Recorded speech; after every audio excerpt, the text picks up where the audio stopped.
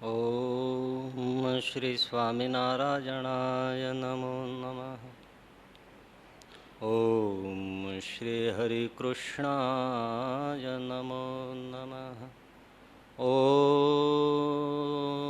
શ્રી પૂર્ણ પુરુષોત્તમાય નમો નમઃ. આજે આપણે ગરડા પ્રથમ પ્રકરણનું 40મું વચનામૃતમ પઠન કર્યું. મુક્તાનંદ સ્વામીનો પ્રશ્ન છે કે હે મહારાજ, સવિકલ્પ અને નિર્વિકલ્પ સમાધિ કોને કહીએ? પ્રશ્ન જ એવો છે કે સાંભળીને સમાધિ થઈ જાય. તમને એમ થાય કે ભાઈ આ સમાધિની ચર્ચા અમારે કામની શું? વાત એ સાચી, જ્યાં સવારે પ્રાતઃકાળે પૂજામાં પણ લોચા પડતા હોય એમાં સમાધિની વાત જ ક્યાં કામની છે? 5 મિનિટ પૂજામાં બેઠા હોઈએ, હાથમાં માળા હોય, પણ મન તો વેપારમાં હોય, કોઈની હારે દલીલ કરતું હોય, કોઈની હારે ઝઘડા કરતું હોય, કોઈની હારે લેતી દેતી વ્યવહાર કરતું હોય, સાસુ હોય તો વહુ સાથે મનમાં ખીજાતી હોય.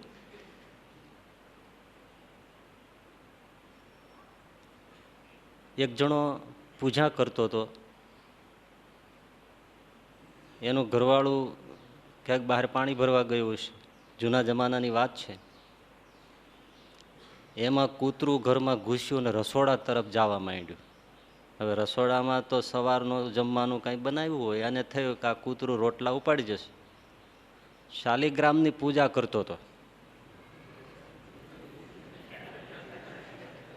હવે એમાં વાર લગાડે તો કૂતરું તો સ્પીડી હોય, એવરી ડોગ ઇઝ ના હરી. દરેક કૂતરો ઉતાવળમાં જ હોય છે, જે ઉતાવળમાં હોય એને જ કૂતરો કહેવાય.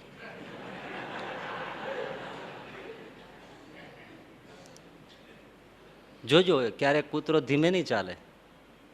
આપણને એમ લાગે આને ક્યાં ઠેઠ રશિયા જવું હોય છે. એટલે વિચાર કર્યો કાંઈથી ઉઠું તોય કાંઈ મેળ નહીં પડે. શાલિગ્રામ લઈને કૂતરાને વળગાડ્યા. આંટી ગયો. કૂતરો બાંવકારો કરીને ભાગ્યો ને પાછો વળી ગયો. ઊભો થઈને શાલિગ્રામને લઈ આવ્યો ને ધૂળ ખંખેરતા બોલ્યો, 12 વર્ષ સેવા કરી પણ કામમાં આજ આવ્યા.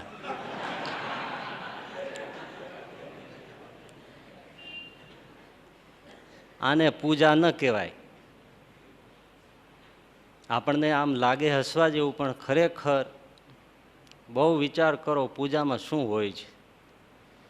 જો પૂજામાં ભગવાનની મર્યાદા ન હોય, સાક્ષાત મારો ઠાકોરજી બેઠો છે એવી ભાવ ન હોય, જેમ વડીલ ઘરમાં બેઠા હોય ને છોકરાઓ મર્યાદા રાખે, એમ પૂજામાં ભગવાનને પધરાવ્યા પછી જો મર્યાદા રહેતી હોય તો પૂજા છે. પરંતુ ચારે બાજુ આમ જોયા કરીએ, વહુઓને ધમકાવતા જઈએ, નાસ્તો જલ્દી તૈયાર કરજો, મારી સુટકેસ તૈયાર જલ્દી કરજો. ક્યારેક તો ઓસ્ટ્રેલિયા ભારત સામે રમતું હોય તો ક્રિકેટ જોતા જોતા પૂજા કરે. ઘણા વાલીડા બાજુમાં કપ રકાબીમાં ચાય રાખ્યો હોય, શિક્ષાપત્રીથી ઠારતો જતો હોય.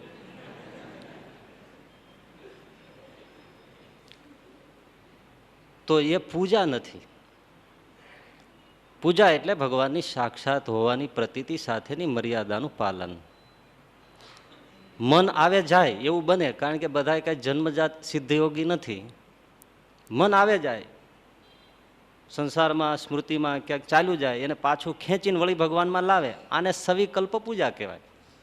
મર્યાદા પૂરી, મન ભાગે લાવે, એને શું કહેવાય? સવિકલ્પ પૂજા. મન નથી રહેતું પૂજામાં, એ ઓલ ઓવર બધાની ફરિયાદ છે. પણ શું કરે, એકાદ બે સૂચન છે જે તમને હું કહું એ ઉપયોગી થાય સમાધિ નિર્વિકલ્પન સવિકલ્પ કરતા. કે ઉપાંશુ જપ કરો. 3 પ્રકારના જપ છે. વાચિક એટલે બીજા બધા સાંભળે એ રીતે જોરથી જપ કરવો, ધૂન બેસાડીએ છીએ એ વાચિક જપ છે, જે બધાને સંભળાય. સ્વામિનારાયણ સ્વામિનારાયણ આ વાચિક જપ છે. ઉપાંશુ જપ એ છે ખાલી હોઠ હલે ને તમે સાંભળો મંદ મંદ નારાયણ નારાયણ. આ ઉપાંશુ જપ છે. માનસ જપ એ છે મનમાં જપ થાય એ માનસ જપ છે. લગભગ બધા શું કરે છે, આ ફરિયાદ કરનારા લગભગ બસ માનસ જપમાં બેઠા હોય, આંખો બંધ કરે ને કામ. હવે એ મન ક્યાંથી રહે? માનસ તો ઊંચો જપ છે, ઉત્તમ માનસ જપ છે. તો સીધા ગૌમુખી માળા લઈને બેસી જાવ, મન રી. એટલે ઉપાંશુ જપ કરો, હોઠ હલે, તમે મૃદુ સાંભળો એવો જપ કરો, સ્વાભાવિકપણે મન જપમાં અને ભગવાનમાં રહેશે. પણ ઉપાંશુ એટલે ઉપાંશુ જો વાચિક નહીં. સવારના પોરમાં વહેલા ઉઠી જાઓ અને તમે કાળો કકળાટ કરી મૂકો. હમણાં અમે માથેરાન શિબિરમાં હતા, મારે જે ઉતાર હતો એની લોબીમાં 5, 5:30 એક બાપા આવી જાય. લોબી તો ખુલ્લી પડી હોય, આપણે તો અંદર હોય, પણ જ્યારથી આવે ત્યારથી કકળાટ, કાળો કકળાટ. ઉદિશ ઉદિશ ગોવિંદ ઉદિશ ગરુડા ઉદિશ કમલાકાંત લોકે મંગલમ કરો આગજ ભગવાન દેવ સ્વસાનાથ પરમેશ્વર અહમ પૂજામ કરે જામી સદા ત્વં સન્મુખો ભવ સર્વદેવેભ્યો નમઃ દેવેભ્યો નમઃ ઇષ્ટભે દેવેભ્યો નમઃ. ઓમ સ્વધર્મ અર્થ કામ મોક્ષાર્થ ફલ પ્રાપ્ત્યર્થમ સર્વશાસ્ત્રુ વિનાશાર્થાય જપમ અહમ કરીશે.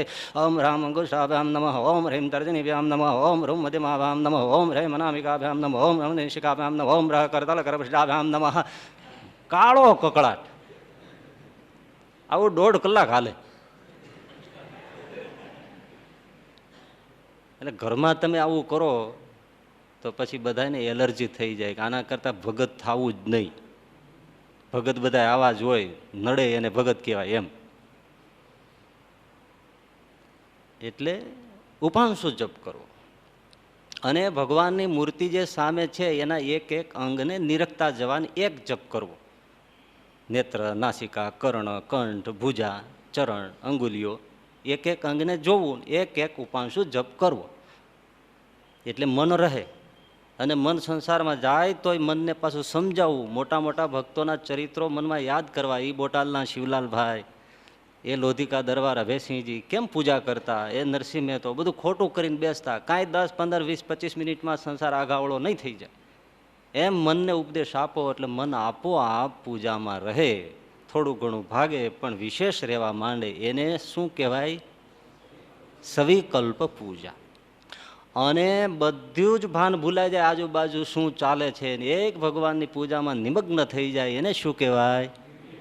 નિર્વિકલ્પ પૂજા. એક ગીર બાજુના હરિભક્ત હતા, તે એક ગામથી બીજે ગામ જતા, વચ્ચે ગીરનો કાંઠો, નદીનો પ્રદેશ. વહેલા નીકળેલા, સવારનો પહોર, સૂરજ ઉગ્યો, નદી આવી, થયું, સ્નાન કરીને પૂજા કરી લો, પછી જઈએ સંબંધીને ત્યાં. એટલે નદીમાં સ્નાન કરીને પૂજા પાથરીને બેઠા, પૂજામાં લીન થઈ ગયા. બસ બેઠા બેઠા ખૂબ માળા કરી, તપની માળા ઊભા કરી, પ્રદક્ષિણા કરવા ગયા, તઈ ખબર પડી આટલે જ હાવ જ બેઠો હતો અને આની સામે ભગતનું દર્શન કરતો જ. લ્યો, એને ખબર નથી. સાવજ આવ્યો, પાણી પીવા આવ્યો તો પાણી પીધું, એને ખબર નથી. એ તો જ્યારે આમ પ્રદક્ષિણા કરવા ગયા ત્યારે જોયો તા તો ભાઈ અહીં બેઠા છે. પણ જેની આટલી સ્થિતિ હોય, આવી દ્રઢતા, એ કંઈ બીએ નહીં. એને પ્રદક્ષિણા ચાલુ રાખી, હાવ જ પગે લાગીને વયો ગયો. આ નિર્વિકલ્પ પૂજા છે. તો જેમ પૂજામાં જાણવા જેવું છે, એમ સમાધિ જે સવિકલ્પ નિર્વિકલ્પ છે એમાં પણ જાણવા જેવું છે. પણ થોડું સાથે સાથે શ્રવણ કરવું, ચૂકી ન જવું શ્રવણમાં, એટલે ઉપયોગી વસ્તુ હાથમાં આવે. તો સવિકલ્પ અને નિર્વિકલ્પ સમાધિમાં સમજવા જેવું શ્રીજી મહારાજે બહુ સરસ કહ્યું છે, બહુ સરસ કહ્યું છે. કોઈ શાસ્ત્રો ડખોળતા મળે નહીં એવું કહ્યું છે. પણ એ આપણે જોઈએ એ પહેલાં સવિકલ્પ નિર્વિકલ્પ સમાધિમાં સર્વત્ર સર્વસામાન્ય જે અર્થ પ્રચલિત છે એ પહેલાં જાણી લેવો જરૂરી છે. તો સૌ પહેલાં સમાધિ એટલે શું? ઇન્દ્રિયો અંતઃકરણની વૃત્તિ સંકેલાઈને આત્મ સ્વરૂપમાં લીન થઈ જાય એને સમાધિ કહેવાય. અને જ્યારે આવી રીતે ઇન્દ્રિયો અંતઃકરણની વૃત્તિ આત્મ સ્વરૂપમાં લીન થાય પછી દેહનું ભાન ન રહે, જગતનું ભાન ન રહે, શરીર શબવત થઈ જાય, એને શું કહેવાય? સમાધિ. તમને આવો અનુભવ છે સમાધિનો? હે? આમાં બેઠેલા એકે એકને સમાધિનો અનુભવ છે. બધા સમાધિનિષ્ઠ છીએ. આવી જ રીતે ઇન્દ્રિયો અંતઃકરણની વૃત્તિ સંકેલાઈને આત્મ સ્વરૂપમાં લીન થઈ જાય, દેહનું ભાન ન રહે, જગતનું ભાન ન રહે, એવો એકે એકને અનુભવ છે. ઊંઘમાં શું કરો છો? ઊંઘમાં શું છે? ઇન્દ્રિયો અંતઃકરણની વૃત્તિ આત્મ સ્વરૂપમાં લીન થઈ જાય છે.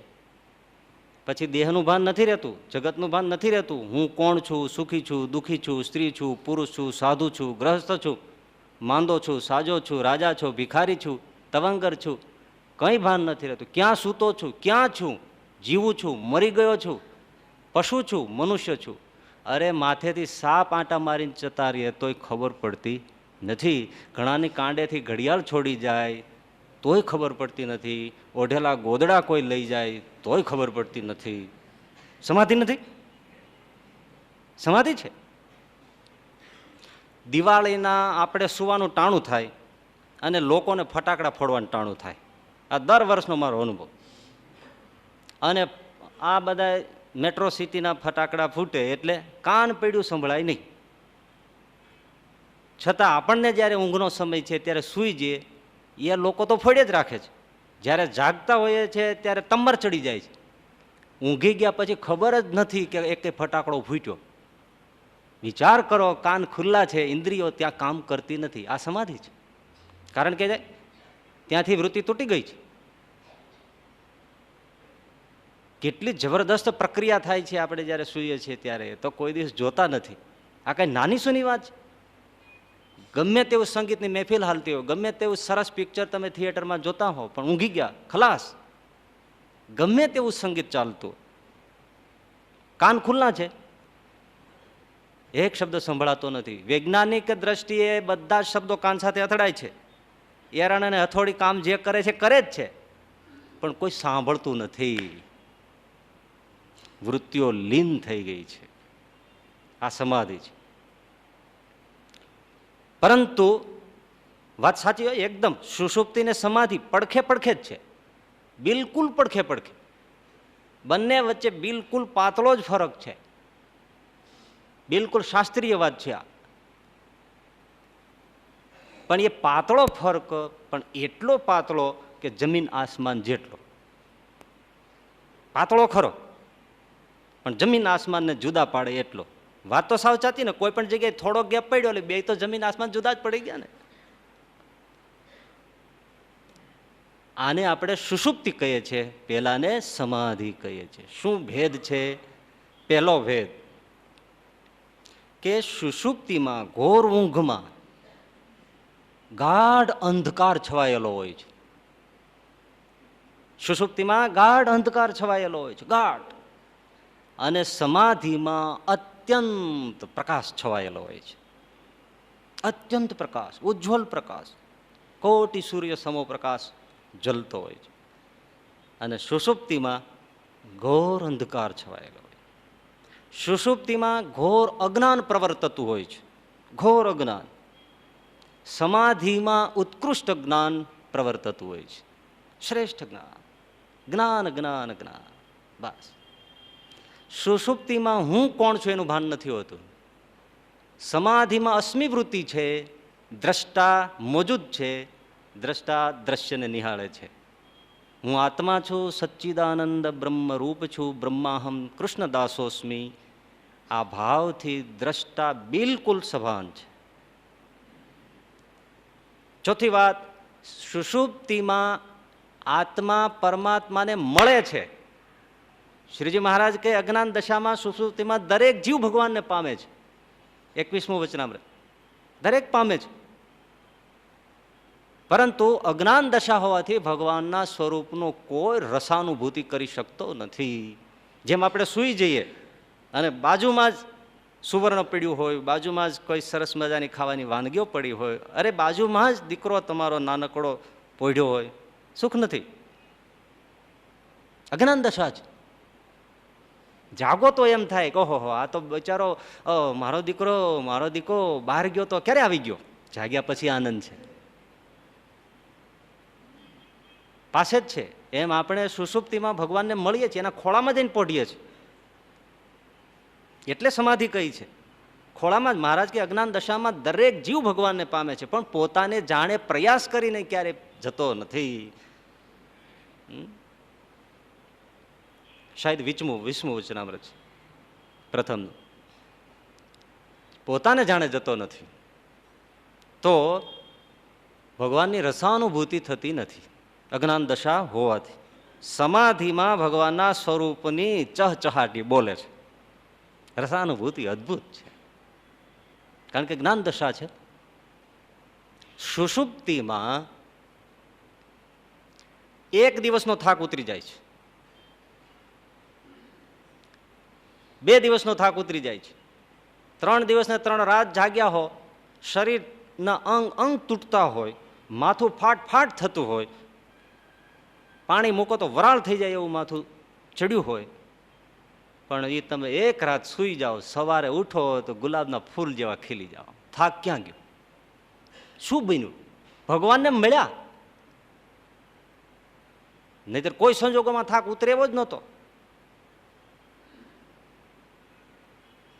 3 દિવસના થાક માટે 3 રાત સૂવું નથી પડતું. મિરેકલ જુઓ, ફક્ત 5-8 કલાક સૂઈ લો, ભલે ને 8 દિવસનો થાક હોય, 8 દિવસ કોન્સ્ટન્ટ તમે જાગ્યા હો, પણ સુષુપ્તિમાં 1 દિવસનો થાક ઉતરી જાય છે. પરંતુ સમાધિમાં જન્મનો થાક ઉતરી જાય છે. જન્મનો થાક ઉતરી જાય છે. ભાઈ એક વાત એટલે કે આ થાક ક્યાં ગાયબ થઈ જાય છે, આટલો જાગ્યા પછી આમ ખીલતો કેમ થઈ જાય છે, એ વિચારની સંશોધનાત્મક વૃત્તિમાંથી સમાધિનું સંશોધન થયું કે એવું તે શું છે કે જે માણસ આટલો પ્રફુલ્લિત થઈ જાય છે અને આટલો આનંદ. એમાંથી સમાધિનું રિસર્ચ થયું કે આ કંઈક છે, આની અંદર કંઈક ડીપ છે. બાકી આ બિલકુલ મૂળભૂત બાબત છે ને કે ભાઈ ઊંઘમાં આમ થાય છે તો આ એવું શું છે, એટલે પ્રજ્ઞા થકી જાગતા ત્યાં પહોંચ્યા અને સમાધિની ઉપલબ્ધિ લઈ આવ્યા ઋષિઓ. આવી રીતે સમાધિનું સંશોધન થયું છે, રિસર્ચ થયું છે. પરંતુ એક દુઃખદ એવી વાત છે કે આચાર્ય રજનીશજી એમ કહે છે પોતાના મતને પ્રસ્થાપિત કરવા માટે કે આ સમાધિનું સર્જન એ સ્ત્રી પુરુષના મિલનથી ઉપજતા વિષય સુખની અનુભૂતિમાંથી સમાધિનું સર્જન થયું છે, રિસર્ચ થયું છે કે ત્યાં માણસ ટાઈમલેસ, ઇગોલેસનેસ આવી જાય છે. એટલા માટે એ ક્ષણેથી માણસને વિચાર સ્ફુર્યો છે કે અહીંયા ક્યાંક સમાધિ લાગે છે, માટે સમાધિની શોધ થઈ. આ કેટલું સરાસર જૂઠ છે. માણસ વિષય ભોગ પછી ઉલટાનો શિથિલ થાય છે, વિષાદગ્રસ્ત થાય છે, થાકે છે, નબળો થાય છે, સંતપ્ત થાય છે, શોક તપ્ત થાય છે, શક્તિ ગુમાવે છે. એને કેમ સમાધિ કહી શકાય? જ્યારે ઊંઘમાં જુઓ ઉલટાનો આનંદિત થાય છે, કંઈક પામે છે, ઉર્જા મેળવે છે. ઉર્જા ખોતો નથી, ખોવાયેલી ઉર્જા રિચાર્જ કરે છે, એટલે રિચાર્જ થઈ જાય છે. એ સમાધિની દિશા બતાવે છે. આમાં હું બિલકુલ જૂઠ બોલતો નથી, શાસ્ત્રીય વાત છે. પરંતુ હવે પંકાઈ ગયેલા વિદ્વાનોને લોકો વધુ સ્વીકૃત કરે છે અને આપણી જેવાને મૂર્ખ માને છે. પણ ઘણીવાર મોટા જેટલો લોચો મારે છે એટલો નાના લોચો નથી મારતા, કે નાનાને પોતાનું ડાપણ હોતું નથી. એટલે ઉપનિષદ કહે છે કે જ્ઞાનીઓ તો અંધકારમાં છે, પણ મહાજ્ઞાનીઓ જે કહેવાય છે એ મહા અંધકારમાં આટા મારે છે. ઉપનિષદનું વચન છે, એ હું નથી કહેતો. પણ મેં આટલી વાત કહી તોય તમને મનમાં થશે ને કે ના, સમાધિ હોય તો એ ઊંઘની પ્રક્રિયાના રિસર્ચમાંથી સમાધિનું રિસર્ચ થયું હોય. પેલું તો બિલકુલ વિપરીત છે, એમાંથી ક્યાં સમાધિની ઉપલબ્ધિની કોઈ વાત આવે? સમાધિમાં જન્મનો થાક ઉતરી જાય છે. ખરી બાબત કે સુષુપ્તિ અવસ્થામાં સુષુપ્તિની પ્રાપ્તિ થાય છે, ઊંઘની પ્રાપ્તિ થાય છે, વૃત્તિઓ સંકેલાઈ જાય છે, સ્વસ્વરૂપને પામી જાય છે. બસ એની એ જ ઘટના સભાન જાગ્રત અવસ્થામાં પ્રાપ્ત કરી લેવી, એનું નામ સમાધિ. જે દ્રષ્ટિએ સુષુપ્તિમાં વૃત્તિઓ અંતઃકરણ ઇન્દ્રિયોની વિલીન સ્વસ્વરૂપમાં થઈ જાય છે, એ જ વિલીનતા જાગ્રત અવસ્થામાં બેઠા બેઠા મેળવી લેવી, એનું નામ સમાધિ. સેમ પ્રક્રિયા, સ્થિતિ એક. પહેલી સુષુપ્તિમાં ઘટે, આ જાગ્રત અવસ્થામાં ઘટે, એને સમાધિ કહેવાય. સુષુપ્તિમાં ગમે તેટલો માણસ ગયો હોય, તમે એને થપાટ મારો, લાકડી મારો, ઠંડુ પાણી રેડો, જાગી જાય. હા ને? સમાધિમાં ગયેલાના શરીર ઉપર તમે ઘા મારો, કોલસા સળગતા મૂકો, કાપી નાખો, જાગે નહીં. જાગી જાય તો એને ધ્યાન કહેવાય, ઊંડું ધ્યાન કહેવાય. ન જાગે એને સમાધિ કહેવાય. કેમ? ભુજના લાધીબાઈનો પેલા પ્રતિસ્પર્ધીઓ, નિંદક લોકો જે આપણા હતા ભગવાન સ્વામિનારાયણના, તે કે આ સમાધિ ખોટી છે. તો લાધીબાઈને જ્યારે સમાધિ થતી ત્યારે બોલાવ્યા કે આવો, સળગતા કોલસા શરીર ઉપર મૂક્યા, હાથ ઉપર મૂક્યા, ખદખદી ગયા હાથ. એ તો એના બ્રહ્મ સુખમાં લીલીન છે. એ ભગવત મૂર્તિનો કેવો સ્વાદ હશે કે જે ત્યાંથી ઉઘડી શકતો નથી. છતાં આમાં શંકા રહે કે એવું બની શકે ખરું? ગમે તેવું હોય તો હા, એ જો જાગી જાય તો ધ્યાન છે, ન જાગે તો સમાધિ છે. છતાં વિશ્વાસ નથી આવતો ને? આવે વિશ્વાસ? આવે? ન આવે? ન આવે? ન આવે તો જ ભણેલા કેવા? ડોક્ટર એનેસ્થેસિયા આપે છે અને બેભાન કરે છે, ટોપી સુંગાડે છે, બેભાન કરે છે, પછી ડોક્ટર શું કરે છે? લાપસી ચોળે શરીર ઉપર? ના ના, બોલો ને. અત્ર ચોપડે, કાતા લઈને ઊભા હોય છે, આખો કાપી નાખે છે. આપણને એમ થાય હાય રે હાય. હે? એને ખબર પડે છે? એમાં વિશ્વાસ આવે છે, ડોક્ટરમાં વિશ્વાસ છે, ભગવાનમાં સાધુમાં વિશ્વાસ નથી.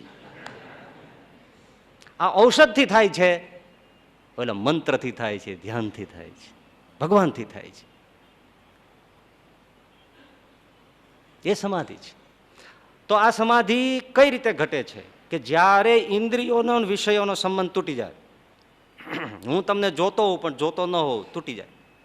વિષયોનો સંબંધ ઇન્દ્રિયોને તૂટી જાય. ઇન્દ્રિયોની સાથે મનનો સંબંધ તૂટી જાય. મન ત્યાંથી નોખું પડી જાય અને મન લીન થઈ જાય, સ્વસ્વરૂપ આત્મામાં લીન થઈ જાય, સમાધિ થઈ જાય.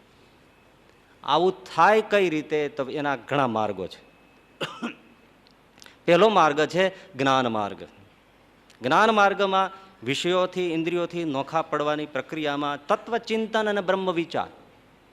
તત્વચિંતન શું છે? કે હું દેહ નથી, હું પૃથ્વી નથી, હું જળ નથી, હું તેજ નથી, હું આંખ નથી, હું કાન નથી, હું ઇન્દ્રિયો નથી, હું અંતઃકરણ નથી, હું બુદ્ધિ નથી, હું મન નથી, હું આ જગત નથી, હું પદાર્થ નથી, હું દ્રશ્ય નથી, હું દ્રષ્ટા છું. એમ ચિંતન કરે અને બ્રહ્મ ચિંતન કરે એટલે જગત, વ્યવહાર, તદ્દન, પદાર્થો, ઇન્દ્રિયો, અંતઃકરણથી નોખો પડતો જાય. ખોટું થઈ ગયું ને? નોખો પડતો થયો, બ્રહ્મચિંતન થયું, વૃત્તિઓ તૂટી ગઈ, વિષયો ઉડી ગયા, સ્વસ્વરૂપમાં લીન થઈ ગયો અને સમાધિ થઈ ગઈ. આ જ્ઞાન માર્ગ. યોગ માર્ગે સમાધિ. યમ, નિયમ, આસન, પ્રાણાયામ, પ્રત્યાહાર, ધારણા, ધ્યાન અને સમાધિ. 8 પગથિયા છે. યમથી નિયમથી શરૂ કરવાનું. સત્ય, અહિંસા, બ્રહ્મચર્ય, અસ્તેય, શૌચ, સ્વાધ્યાય, બધા યમ નિયમ. આસન લગાવે 3 કલાક સિદ્ધ કરવું પડે. પ્રાણાયામ કરે, શ્વાસ લે, ઊંડા લે, રોકે, કાઢે, માત્રા ઘટાડે, મંદ કરે, ધીમે ધીમે કંટ્રોલ મેળવે પ્રાણાયામ ઉપર. ઇન્દ્રિયોનો પ્રત્યાહાર કરે, ધારણા કરે, ધ્યાન કરે, ડીપ મેડિટેશનમાં જતા રહે, ધીમે ધીમે સમાધિમાં ડૂબી જાય, વૃત્તિઓ લીન થઈ ગઈ. આ થયો યોગ માર્ગ. ત્રીજો છે ભક્તિ માર્ગ. હાલતા ચાલતા ખાતા પીતા ભગવાનની મૂર્તિમાં વૃત્તિ રાખે. એ વૃત્તિ રાખતા રાખતા રાખતા રાખતા એવો લક્ષ્ય થઈ જાય, સમાધિમાં ડૂબી જાય. આ ભક્તિ માર્ગ. એ ચૈતન્ય મહાપ્રભુ મૂર્તિમાં વૃત્તિ જોડે, સમાધિસ્થ થઈ જાય. જગન્નાથની ધજા દેખાય, સમાધિસ્થ થઈ જાય. એ સચ્ચિદાનંદ સ્વામી મહારાજનું આમ સ્મરણ થાય, મૂર્તિ દેખાય, આમે દેવે સમાધિસ્થ થઈ જાય. વિરહ થાય, ઢળી પડે. મહારાજ કે તને વડતાલ નથી લઈ જવો, ડૂબી જાય. એ સચ્ચિદાનંદ સ્વામી, એ સદાનંદ સ્વામી મહારાજની મૂર્તિમાં જોડે, સમાધિસ્થ થાય. ચોથો માર્ગ કૃપાથી સમાધિ. એ લાડુદાનજી ભાવનગરથી મહારાજની કસોટી કરવા આવે કે આ તો પાખંડ છે, હા ઢોંગ છે, ધતિંગ છે, હું એના પાખંડને ચૂથી નાખું. પણ જેવા મહારાજના, એ તો મહાશીઘ્ર કવિ છે, પણ હજી તો આમ આવી 4 આંખ થાય ભેળી ત્યાં મહારાજ આમ દ્રષ્ટિ કરી, કૃપા સમાધિ. અને એમાં જોયું કે ઓહો હો હો, જેની સાથે વિવાદ કરવા આવ્યો હોય તો અનંત કોટી બ્રહ્માંડનો ધણી છે, સ્વયં રામ કૃષ્ણાદિક અવતારનો ધરતલ, યહી કચ્છ યહી મચ્છ. જાગ્યા પછી આ સ્તુતિ કરી, યહી શુકર તનુ ધાર્યો, યહી રામ યહી પરશુરામ યહી. મહારાજ મારે અહીંયા રોકાઈ જવું છે, લ્યો કસોટી કરવા આવ્યા હતા. અને એ જ દીક્ષા આપીને કોણ થયા? બ્રહ્માનંદ સ્વામી. આખી દુનિયા જાણે છે. સંતોના મંડળ બાંધી બાંધી મહારાજ કે જાઓ ગામડાઓમાં ફરો, સત્સંગ કરાવો, ભગવાન ઓળખાવો, જાઓ. એમાં બે ત્રણ સંતો હતા કે મહારાજ અમે સાવ અનપઢ છીએ, અભણ છીએ, અમે શું વાતો કરીએ? પ્રતિપક્ષી પૂછે, અમે વેદ વેદાંત ભણ્યા નથી, સંસ્કૃત આવડતું નથી, અમે શું સમજાવે, કેમ તમારા સ્વરૂપની ઓળખાણ કરીએ? મહારાજ એક લાકડી આપી, જે લાકડીનો એક છેડો લાલ રેડ હતો, બીજો છેડો ગ્રીન લીલો હતો. લ્યો, જે તમારી પાસે આવે ભાવથી બેસે એને આ લાલ છેડો અડાડજો, તરત સમાધિ થઈ જશે. સમાધિમાં એ બધું જ જોઈ લે છે, તમે કોણ છો, હું કોણ છું, કરવાનું શું છે. અને ભાવથી નમે સત્સંગી કરજો, જાઓ. અને લાકડી લઈને ફરતા સંતો લાલ છેડો અડાડે, સમાધિ. જાગીને કે મહારાજ શરણે લ્યો. એવા સેંકડો ગુજરાત કાઠિયાવાડમાં સત્સંગી પરિવાર આજે પણ પરંપરામાં છે. અને લીલો છેડો અડાડેલ ઉઠે. બોલો, રેડ ગ્રીનની પરંપરા ત્યારથી છે. અને એ લાકડી આજે પણ જુનાગઢ સ્વામિનારાયણ મંદિરમાં પ્રસાદીની વસ્તુઓ જ્યાં સંગ્રહ છે ત્યાં એ લાકડી છે. ઢોંગ છે, ધતિંગ છે નથી, છે લાકડી ક્યાં છે. આને શું કહેવાય? શું કહેવાય? કૃપા સમાધિ. આટલા માર્ગે સમાધિ થાય છે, બીજા છે પણ એમાં આપણે પડવું નથી. તો આ સમાધિ, પરંતુ એ સમાધિના બે ભેદ છે, સવિકલ્પ અને નિર્વિકલ્પ. સવિકલ્પ અને નિર્વિકલ્પ. તો સવિકલ્પ શું છે? વિકલ્પ.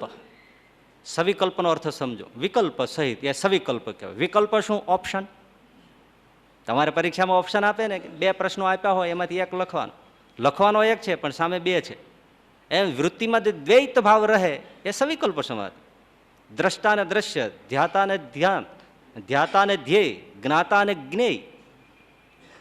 એ દ્રષ્ટા ભાવ જ્યાં સુધી મોજૂદ રહે છે, જ્ઞાતા ભાવ મોજૂદ રહે છે, હું જ્ઞાન સ્વરૂપ છું અને આ જ્ઞેય સર્વત્ર વ્યાપક નિરાકાર સચ્ચિદાનંદ બ્રહ્મ જ્ઞેય છે.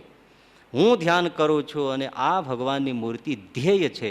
એવી જે વૃત્તિમાં ભાવ રહે છે, દ્રષ્ટા ધ્યાતા અને જ્ઞાતા ભાવ, એ સવિકલ્પ છે સમાધિ. હોય બે જ, બાકી બધું વિલીન.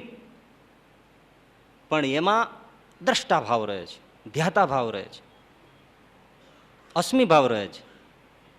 જ્યારે એ દ્રષ્ટા ભાવ પણ વૃત્તિ, દ્રષ્ટા ભાવની વૃત્તિ લીન થઈ જાય ને એક મૂર્તિ જ પ્રકાશી રહે, એને શું કહેવાય? નિર્વિકલ્પ સમાધિ. આ જે સર્વસામાન્ય અર્થ હતો એ આપણે કયો, શાસ્ત્રોમાં આમ લખ્યું છે, મેં તમને કહી દીધું. સમજાઈ ગયું? તો મને ને તમને સમજાયું થોડું શાસ્ત્ર ચિંતન કરવાથી, વાંચવાથી, મને સાંભળવાથી. તો મુક્તાનંદ સ્વામીને નહીં ખબર હોય કે સવિકલ્પ સમાધિ શું, નિર્વિકલ્પ સમાધિ શું? ના પૂછો. મુક્તાનંદ સ્વામી અભડ નહોતા, અનપઢ નહોતા, સંસ્કૃતના વિદ્વાન છે. બ્રહ્મસૂત્ર ઉપર તો થ્રુ આઉટ ઇન સંસ્કૃતમાં એમણે બ્રહ્મસૂત્ર ઉપર ભાષ્ય લખ્યું છે.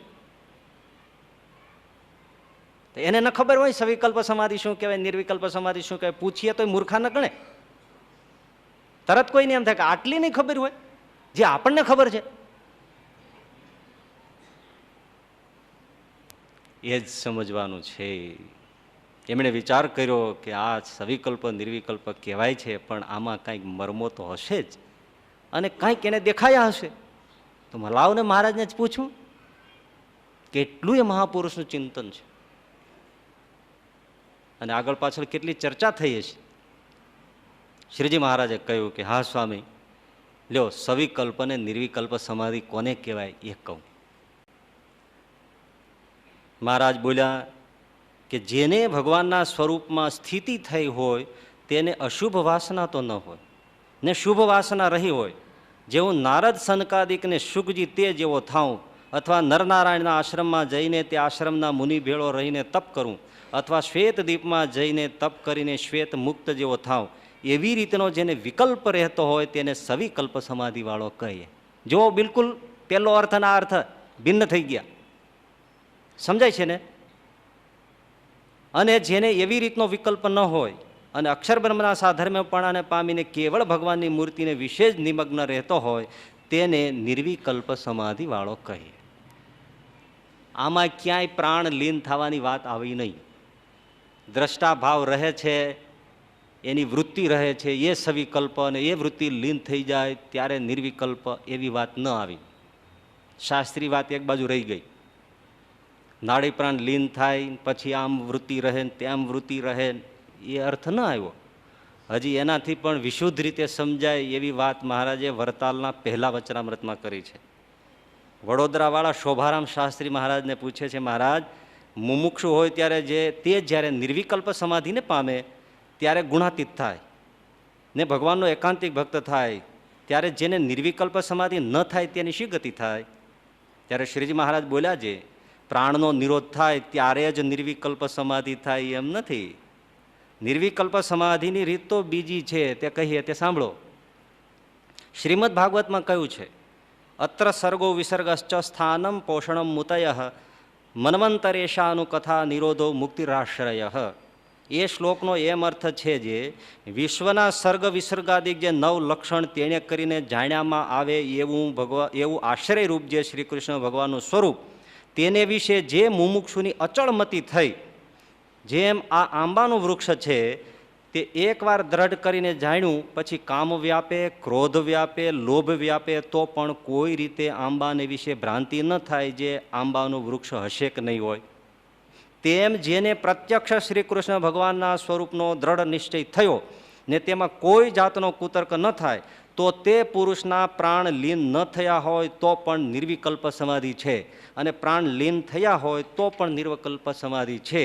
અને જેને એ ભગવાનના સ્વરૂપમાં સંકલ્પ વિકલ્પ રહેતો હોય, જે બ્રહ્મપુરને વિશે કેવું ભગવાનનું સ્વરૂપ હશે, શ્વેત દીપને વૈકુંઠને વિશે કેવું ભગવાનનું સ્વરૂપ હશે, અને તે સ્વરૂપનું ક્યારે દર્શન થશે, એવી જાતનો સંકલ્પ વિકલ્પ કર્યા કરે, પણ પ્રગટ ભગવાન મળ્યા તેને જ સર્વના કારણ જાણીને તેણે કરીને જ પોતાને કૃતાર્થ ન માને, અને એવાને જો દેવી ઈચ્છાએ કરીને સમાધિ થાય તો પણ સંકલ્પ વિકલ્પ મટે નહીં. અને સમાધિમાં જે દેખાય તેથી નવું નવું જોવાની છે, પણ મનના વિકલ્પ મટે નહીં. એવો હોય તેને સમાધિ છે તો પણ સવિકલ્પ છે, અને સમાધિ ન હોય તો પણ સવિકલ્પ છે. માટે એવો હોય તે ગુણાતીત એકાંતિક ભક્ત ન કહેવાય. અને જેને ભગવાનના સ્વરૂપનો દ્રઢ નિશ્ચય હોય ને તેને સમાધિ છે અથવા નથી તો પણ તે સદા નિર્વિકલ્પ સમાધિમાં જ છે. મારા બાપ, આવો અર્થ ક્યાંય ન જડે. નાડી પ્રાણ લીન થાય કે ન થાય, જે ભગવાનનું સ્વરૂપ મળ્યું છે એમાં ક્યારેય ઉત્થાન ન રહે, એમાં કોઈ દિવસ નિષ્ઠા ફગે નહીં, એમાં ક્યારેય અપૂર્ણપણું મનાય નહીં મળ્યા પછી, અને એ સિવાય બીજું કાંઈ મનમાં ગમે નહીં, ઈચ્છે નહીં. મહારાજ કે ગોલોક વૈકુંઠાદિક ધામ દેખાય કે ષટ ચક્રો દેખાય તો એ બધી બાહ્ય દ્રષ્ટિ છે, એક ભગવાનની મૂર્તિ છે એમાં જ નિમગ્ન રહે, એ નિર્વિકલ્પ સમાધિ છે. પણ મહારાજે બીજો શબ્દ એટલા માટે ભેદ સમજાય ને એટલે એક શબ્દ આપ્યો નવો પ્રારંભમાં, સ્થિતિ શબ્દ આપ્યો. આપણે જે સમાધિ કહીએ છીએ એટલે મહારાજે એને થોડું ભિન્ન સમજી શકીએ એટલે સ્થિતિ શબ્દ આપ્યો. કે આ નિર્વિકલ્પ અને સવિકલ્પ સ્થિતિ. પહેલી નિર્વિકલ્પ સવિકલ્પ સમાધિ. સમાધિ કરતા સ્થિતિ ઊંચી. સમાધિ બંધ આંખે થાય, નાડી પ્રાણ લીન થાય ને બંધ આંખે થાય, ખુલ્લી આંખે ન થાય. સ્થિતિ ખુલ્લી આંખે થાય. સમાધિ અભ્યાસે કરીને થાય. પ્રાણાયામનો અભ્યાસ હોય, ધ્યાનનો અભ્યાસ હોય, કે મૂર્તિમાં મન જોડવાનો અભ્યાસ હોય, કે બ્રહ્મચિંતન કે તત્વચિંતન હોય, અભ્યાસે કરીને થાય. રોજ ઉઠીને કરવું પડે અને અભ્યાસ કરતા કરતા થાય. નાસ્તિકને પણ થાય ને આસ્તિકને પણ થાય. સમાધિ અભ્યાસનો વિષય છે. સ્થિતિ સમજણથી જ થાય. પછી નાડી પ્રાણ લીન થયા હોય તોય ભલે, ન થયા હોય તોય ભલે. સમાધિ થાય નિર્વિકલ્પ થાય તો પણ અશુભ વાસના હોય ખરી. સ્થિતિ નિર્વિકલ્પ થાય તો અશુભ વાસના હોય જ નહીં, પેલે પગથિયે જ ખરી જાય, પેલે પગથિયે જ ખરી જાય. આટલો મોટો ભેદ છે. વરતાલના 20મા વચનામૃતમાં સુખસ્વામી મહારાજને પૂછ્યું છે, મહારાજે પ્રશ્ન કર્યો છે કે આ કામાદિકનું બીજ છે એ ક્યારે બળે? તો સુખસ્વામી કે જ્યારે નિર્વિકલ્પ સમાધિ થાય ત્યારે બળે એવું લાગે છે. મહારાજ કે આ નારદ, પારાશર, બ્રહ્માદિક દેવતાઓ એને શું નિર્વિકલ્પ સમાધિ નહોતી? તે એ બધા કામે કરીને વિક્ષેપ થયા. લ્યો બોલો, વાતે સાચી ને? આ બધા નિર્વિકલ્પ સમાધિ વાળા જ છે. તો પાછા કેમ બધા દોડ્યા? દોડ્યા એમાં સમજાઈ જાય છે ને, દોડ્યા કેમ? વિક્ષેપ થયો, પરણવાના બધા કૂદકા માર્યા ને આ બધું થયું. શું થયું? હા મહારાજ, હવે તો ઉત્તર નથી આવડતો. મહારાજ કે નિર્વિકલ્પ સમાધિ તો અશુભ વાસના હોય. એ તો જનક જેવી સ્થિતિ થાય કે જ્યારે સુલભા સંન્યાસીની મોહ પમાડવા આવી ત્યારે જનક મહારાજે કહ્યું કે મારા ગુરુ પંચશીખના પ્રતાપે યોગ અને સાંખ્ય બે સિદ્ધ કર્યા છે. મારું એક ભાગ શરીરનો તલવારથી કાપ, એકને ચંદન ચર્ચે, મને સમાન ભાવ વર્તે છે, મને મોહ ન થાય. મહારાજ કે આવી જેને સમજણની દ્રઢતા થઈ હોય એને કામાદિક દોષ બળી જાય. આ સ્થિતિ છે.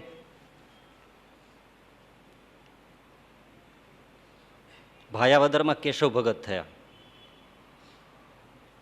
ગુણાતીતાનંદ સ્વામીના વખતમાં. સાધુઓના અને ગુણાતીતાનંદ સ્વામીના જોગથી સંગથી એવી સમજણની સ્થિતિ થઈ, સંસાર ખુલ્લી આંખે સળગી ગયો. આને સ્થિતિ કહેવાય. ઓલો તો જ્યારે આંખો બંધ કરે નિર્વિકલ્પમાં જાય ત્યારે સંસાર સળગે, તો પૂરો તો સળગે નહીં.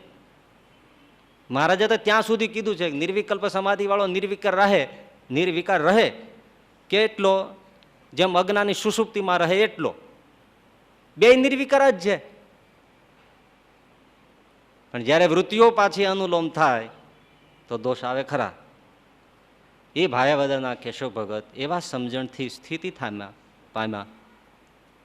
ભર યુવાની છે, પિતાએ આગ્રહ કર્યો આને સાધુ થવું છે, એને પરણાવવો છે, છતાંય આગ્રહ કરીને પરણાવી દીધો. ભાગ્યે નહીં.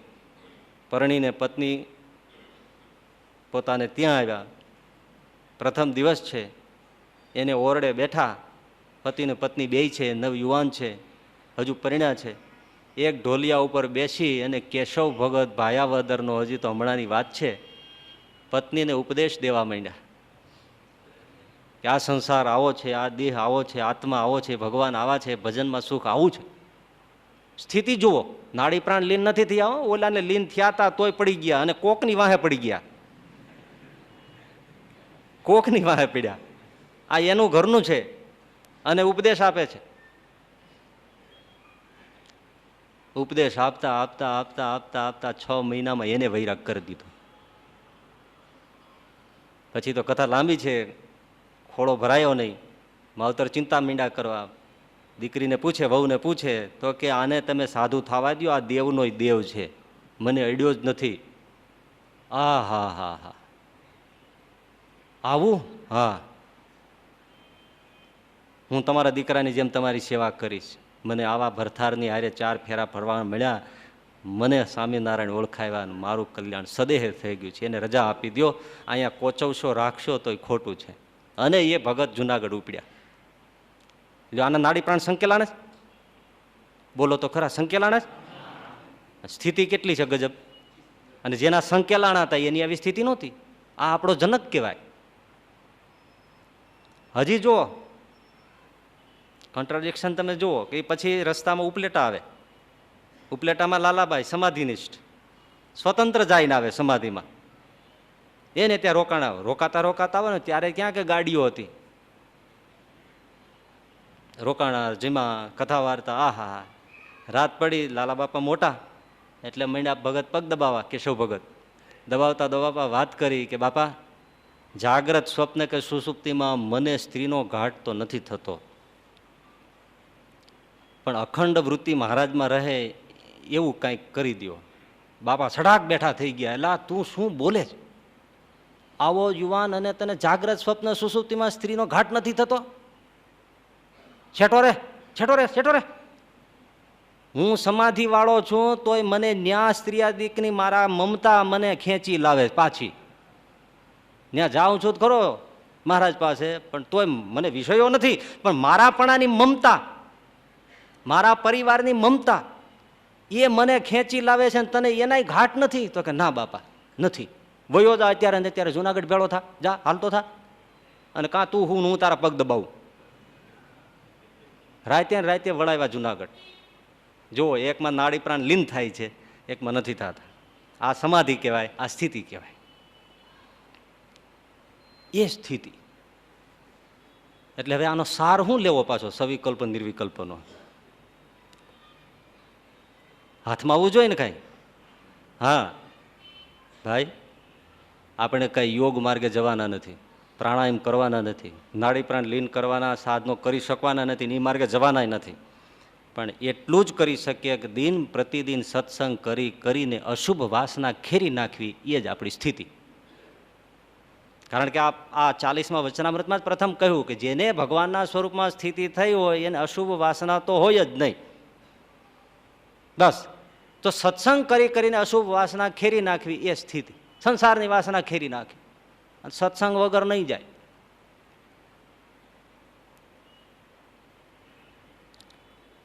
રામજી મંદિરનો પૂજારી, એને ઝાડાનું દર્દ થઈ ગયું.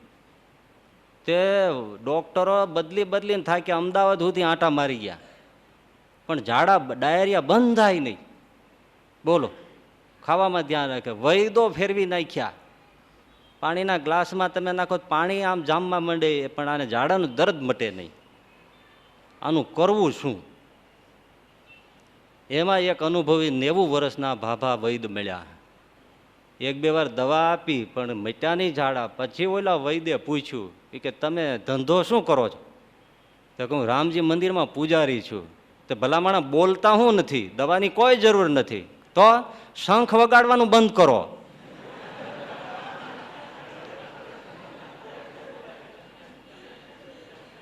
આ શંખ વગાડો છો એમાં થાય છે, અને મારું શંખ વગાડવાનું બંધ કર્યું, ઝાડા મટી ગયા. લે, હવે આ અનુભવી જ્ઞાની વગર થાય? તો તમે જેવા તેવા બધા ગુરુ ગોતીને બેસી જાઓ એટલે બધી વાસના ટળે, આ ઝાડા મટે? એ ઓલો જ્ઞાની ગુરુ ખોતી કાઢે કે તમે શંખ વગાડવાનું બંધ કરો. જ્યાં હોય ત્યાં આપણે બેસી જાય છે ને બસ. એમ સ્થાન કલ્યાણ ન કરે, જ્ઞાની ગુરુ કલ્યાણ કરે. એટલે વર્તનશીલ, ધર્મશીલ, આજ્ઞા અને ઉપાસનામાં બળવાન હોય એવો સાધુ જેદી ગોતશો ને સમજણ બેસીને કેળવશો ત્યારે વાસના ખરશે. બાકી અહીંયા તો કોઈ વાંધો નથી. પણ આ વાક્ય તમને ક્યાંય સાંભળવા ન મળે કે ભાઈ તમે જોજો, સાચો સાધુ ખોળજો, એની પાસે બેસજો, સત્સંગ કરજો, નહીતર છેલ્લો જન્મ નહીં થાય, મોક્ષ બગડશે, એવું ક્યાંય કોઈ સભામાં કહેવામાં આવે? સ્થાનના મહિમા કહેવામાં આવે? સાચો સાધુ ગોતશો એમ તો બોલે જ નહીં કોઈ, કારણ કે વયો જાય તો. કારણ કે એને જ ખબર હોય કે સાચું છે નહીં, વર્તન કહેતું હોય ને. એટલે આ તો ભાઈ મારા ને તમારા કલ્યાણની વાત છે, આમાં કોઈની ક્રિટિસ કરવા માટે નથી કહેતા આપણે, પણ સાચો ગોતવો. એક છોકરાને ડૉક્ટર કરવો હોય તો જેવો તેવો તમે શિક્ષક નથી ખોલતા, તો આ કલ્યાણ કરવા માટે કેમ ચાલે ભાઈ? કંઈ સરકારે નોકરી આપી દીધી હોય એટલે જ્ઞાન હોય જ એવું નહીં. આ બધા ડૉક્ટરો સર્ટિફિકેટવાળા જ હતા, ઝાડા ન મટાડી શક્યા. બધાની પાસે સર્ટિફિકેટ હતા, ના પાડી શકો નહીં તમે, છતાં જ્ઞાન નહોતું, એકે પકડી પાડી ભાઈ. એટલે એટલું તો કરીએ, સાચાને ખોળી રાત દિવસ. એ સાચાની પાસે બેસી રહેવાથી નહીં થાય. એ તો વાતો સાંભળવી પડશે, શબ્દ બ્રહ્મ કામ કરશે, પ્રશ્ન પૂછવા પડશે, નિષ્કપટ થવું પડશે. ઓલો કે જ નહીં મને ઝાડા થયા તો શું દવા કરે? નિષ્કપટ થવું પડે. એટલે અશુભ વાસના ખેરીને ચોખ્ખો થઈ જાય એ સ્થિતિ. પણ હવે છે ને કે અશુભ વાસના જ્યારે ખરી જાય છે ત્યારે કેવો ચોખ્ખો થઈ જાય? કયો કેવો ચોખ્ખો? નિર્મળ, માન સરોવરનું પાણી ચોખ્ખું એની પાછળ ઝાંખું પડી જાય એવો. એ આ દુનિયા બદલાઈ જાય ને, આ લોક ખરી જાય પછી આ લોક નજરમાં ના આવે. ઉજ્જવળ પ્રકાશમાન દીપ્તિમાન દુનિયા ખુલી જાય. પેલા આ જગત હતું એટલે એમાં એવા સંકલ્પો થતા હતા કે હું ટાટા બિરલા જેવો થાઉં, બિલ ગેટ જેવો ધનવાન થાઉં, હે રિલાયન્સ જેવા કંઈ ઉદ્યોગો નાખી દઉં, આવા સંકલ્પો થતા હતા. પણ આ દુનિયા બદલીને બીજું વિશ્વ દેખાણું એટલે એમ થાય કે ઓહો હો હો હો હો, જો નારદજી જેવો થાવ ને તો ત્રિલોકીમાં શ્રીમન નારાયણ કરતો કરતો ફરું, શ્વેતદીપમાં જવાય. આ હા હા, ઘણાને ન હોય, દેશાવરમાં ફરવું ગમે, અને લોક ઉઘડી જાય આખા. અરે આવા થઈએ તો કેવા સારા. એટલે સિદ્ધિઓમાં કંઈક મેળવવામાં, પેલા પૈસો એકઠો કરવામાં હોય તો પછી તપ એકઠું કરવામાં, આ બીજી વાસના, એ શુભ વાસના જાગે. અશુભ નથી પણ શુભ, પણ ભગવાનની દ્રષ્ટિએ અશુભ, આપણી દ્રષ્ટિએ શુભ. એ બીજી વાસનાનો ઉદય થાય.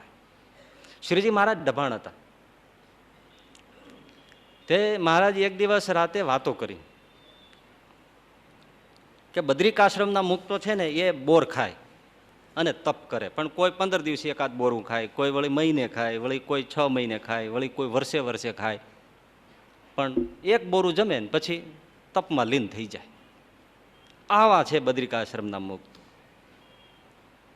શ્વેતદીપના મુક્તો તો કંઈ આહાર જ નથી લેતા, બસ નિરન્ન રહે છે અને તપસ્વી છે અને ભગવાનની આરાધના કરે છે.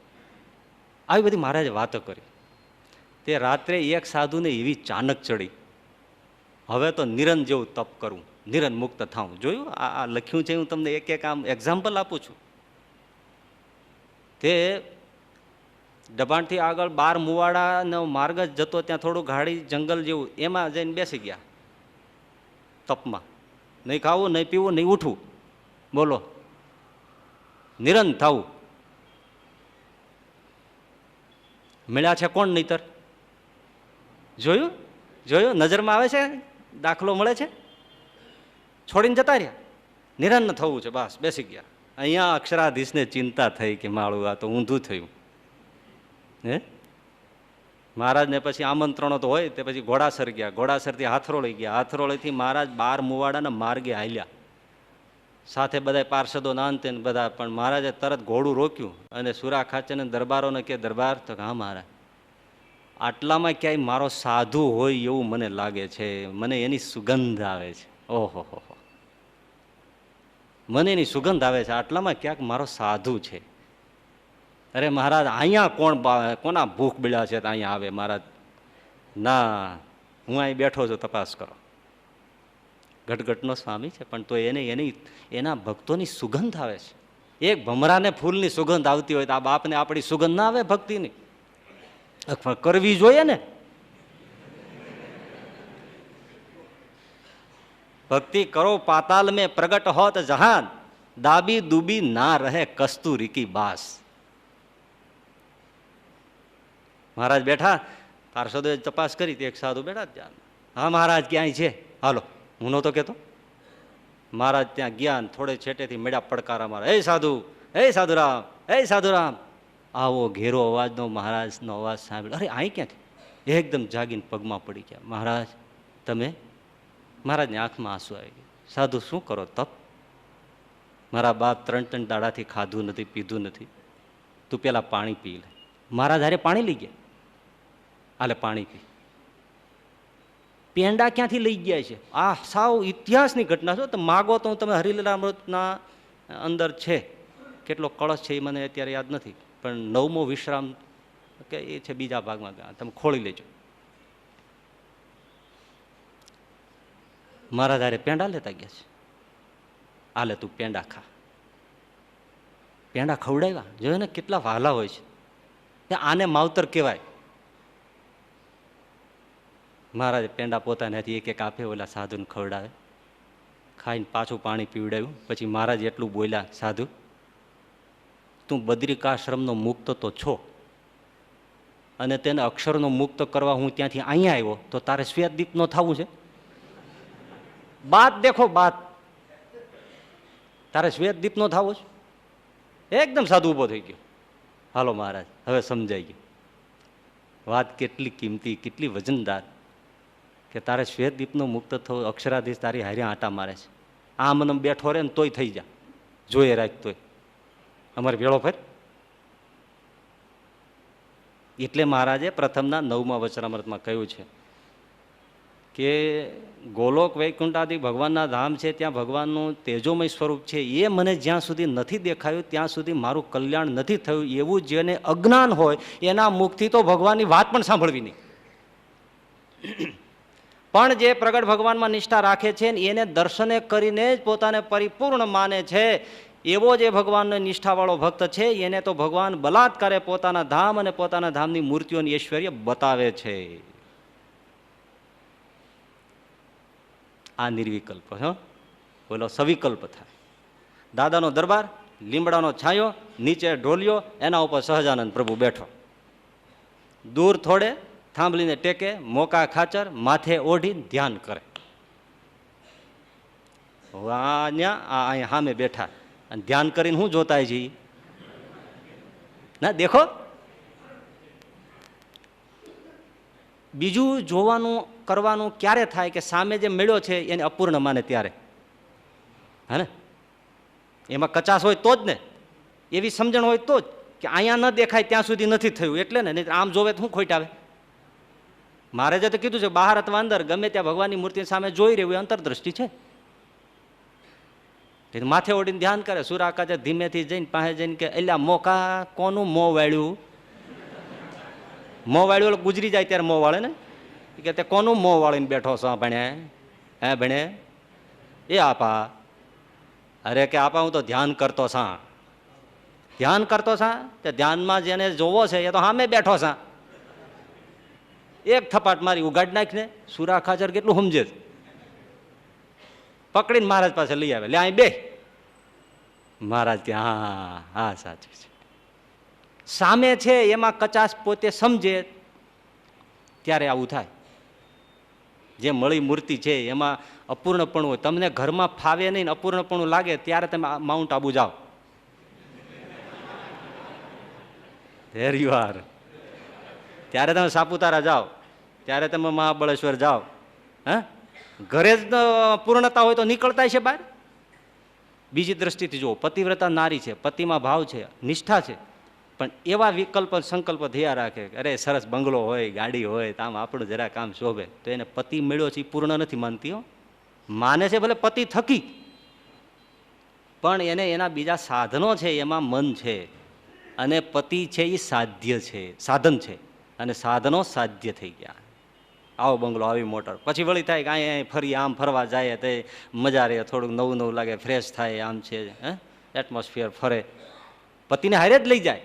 પણ પતિ જ મળ્યો છે એમાં તૃપ્તિ નથી. ભેદ દેખાય છે ને.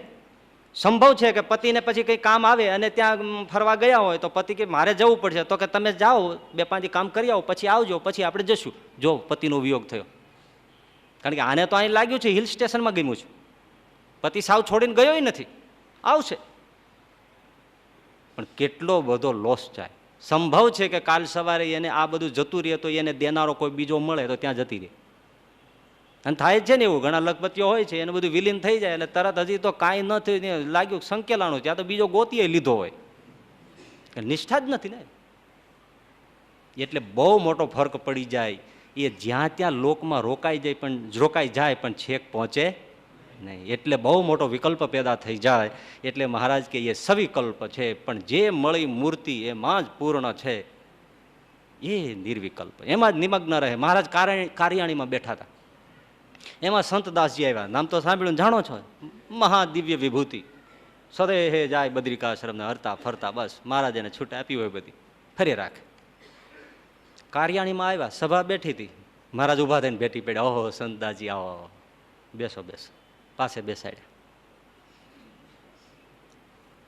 હવે થાળનું ટાણું હતું ભોજનનું. એટલે મહારાજ કે સંતદાસજી હવે તમે બહુ ફર્યા, હવે હમણાં સત્સંગમાં રહેજો, સત્સંગમાં રોકાજો અહીંયા. એમ મહારાજ ભલામણ કરી અને ભોજન લેવા ગયા. ઠાકોર જમાડવા ગયા એમ તો ન કહેવાય, ભોજન લેવા ગયા. લે ઠાકોર જમાડવા, એને શું ઠાકોર જમાડવા? શું મારી સામે જોવો છો તમે? સમજ્યા નહીં? આપણે ઠાકોર જમાડવા જવાનું, એને શું? એમ થોડો કઈ શ્રીજી મારા ઠાકોર જમાડવા ગયા એમ વાતો કરે છે. હાવ નિર્વિકલ્પ સમાધિ થઈ ગઈ છે તમને. ભોજન ગ્રહણ કરવા ગયા તો મહારાજ પાટલે બેઠા. અહીંયા બન્યું એવું કે સંતદાજી ઉભા થઈને ભાગ્યા. તે ગયા સડસડાટ વિપરીત દિશામાં. મહારાજ ભોજન કરતા તેથી વિપરીત દિશામાં. સભા તો જુદી જગ્યાએ બેઠા છે. તે જાડી ઝાંખરા એ કઈ દેખાય નહીં, હાલ્યા જાય. ગયા ગાજતા. તે દોડતા આવ્યા. જઈને મહારાજને કીધું, મહારાજ તમે સંતદાજીને એમ કીધું કે સત્સંગમાં રોકાવ નહીં, તો ભણે ભાગ્યા. જાય છે મહારાજ કે ભાગ્યા? તો કે હા. અજીઠા જૂઠા હાથે મહારાજ કોળિયો ફેંકીને દોડ્યા સંતદાજીની પાછળ, ખુલ્લે પગે દોડતા દોડતા સંતદાજીનો મહારાજે હાથ પકડી લીધો. ઉભા રહી, ચાલો ચાલો, મેં તમને કીધું તું કે સત્સંગમાં રોકાવ, તો ક્યાં ઉપડ્યા? મહારાજ તો જાણે છે, પણ હારે હોય એને સમજણ આપવી પડે ને. ક્યાં ઉપડ્યા? અરે મહારાજ, મને ક્યાં ભાન રહે છે? મને તો તમે આમ સામે હાલ્યા, તમારી પાછળ પાછળ હાલતો થઈ ગયો. મને કઈ બીજું ખબર નથી. તમે ચાલ્યા, તમારી પાછળ હું હાલતો થયો ઉઠીને, બસ. મહારાજ કે આ મારો સાધુ નિર્વિકલ્પ છે, મારો બાપ લ્યો. હાલો લાવીને પાસે બેસાડ્યા. જમતા હતા ને એને જમાડ્યું. આને શું કહેવાય? નિર્મગ્ન નિર્વિકલ્પ. બસ અક્ષર બ્રહ્મના સાધર્મપણાને પામીને એક ભગવાનની મૂર્તિને વિશે નિમગ્ન રહે એને નિર્વિકલ્પ સમાધિ કહેવાય. ઇતિ શ્રી પુરાણે. આનો સાર એટલો, મળી મૂર્તિ જે છે એમાં એવા નિમગ્ન થવું કે વાસના સંસારની છૂટી જાય અને એ મૂર્તિ થકી બીજું કાંઈ ઈચ્છવું નહીં. આમ કરી દો, તેમ કરી દો ને મહારાજ આ તે વચ્ચે વચ્ચે ગમે ત્યાં કાંઈક કદાચ દેખાઈ જાય જતા જતા, તોય આ મૂર્તિને મૂકવી નહીં. આ નિર્વિકલ્પ સ્થિતિ, બસ આટલું પાકું થાય. બોલો, સમાધિની વાતમાં જાણવા મળ્યું કે નહીં તમને? તો પેલા શું કહેતા નથી સાંભળવું? ના હું કામ પાડતા? તે મને કહો, તમારે ત્યાં ના ચીમ પડાય ઈ કયો.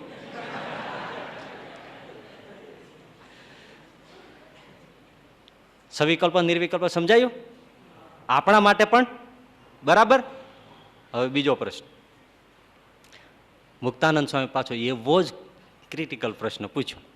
હે મહારાજ, આ ભક્તિ ને ઉપાસનામાં શું ભેદ?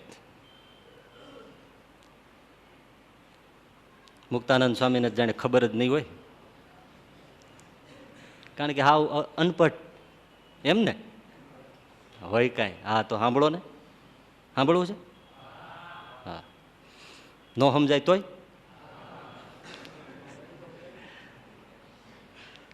ઉપાસનાનો એક અર્થ થાય છે આરાધના. આરાધના. તમે કોઈ દેવની આરાધના કરો છો, શું કરો? એની પૂજા કરો, અર્ચના કરો, વંદના કરો, સ્તુતિ કરો, જપ કરો, માળા કરો, ધ્યાન કરો, એને શું કહેવાય? આરાધના. તો ભક્તિમાં શું કરીએ છીએ?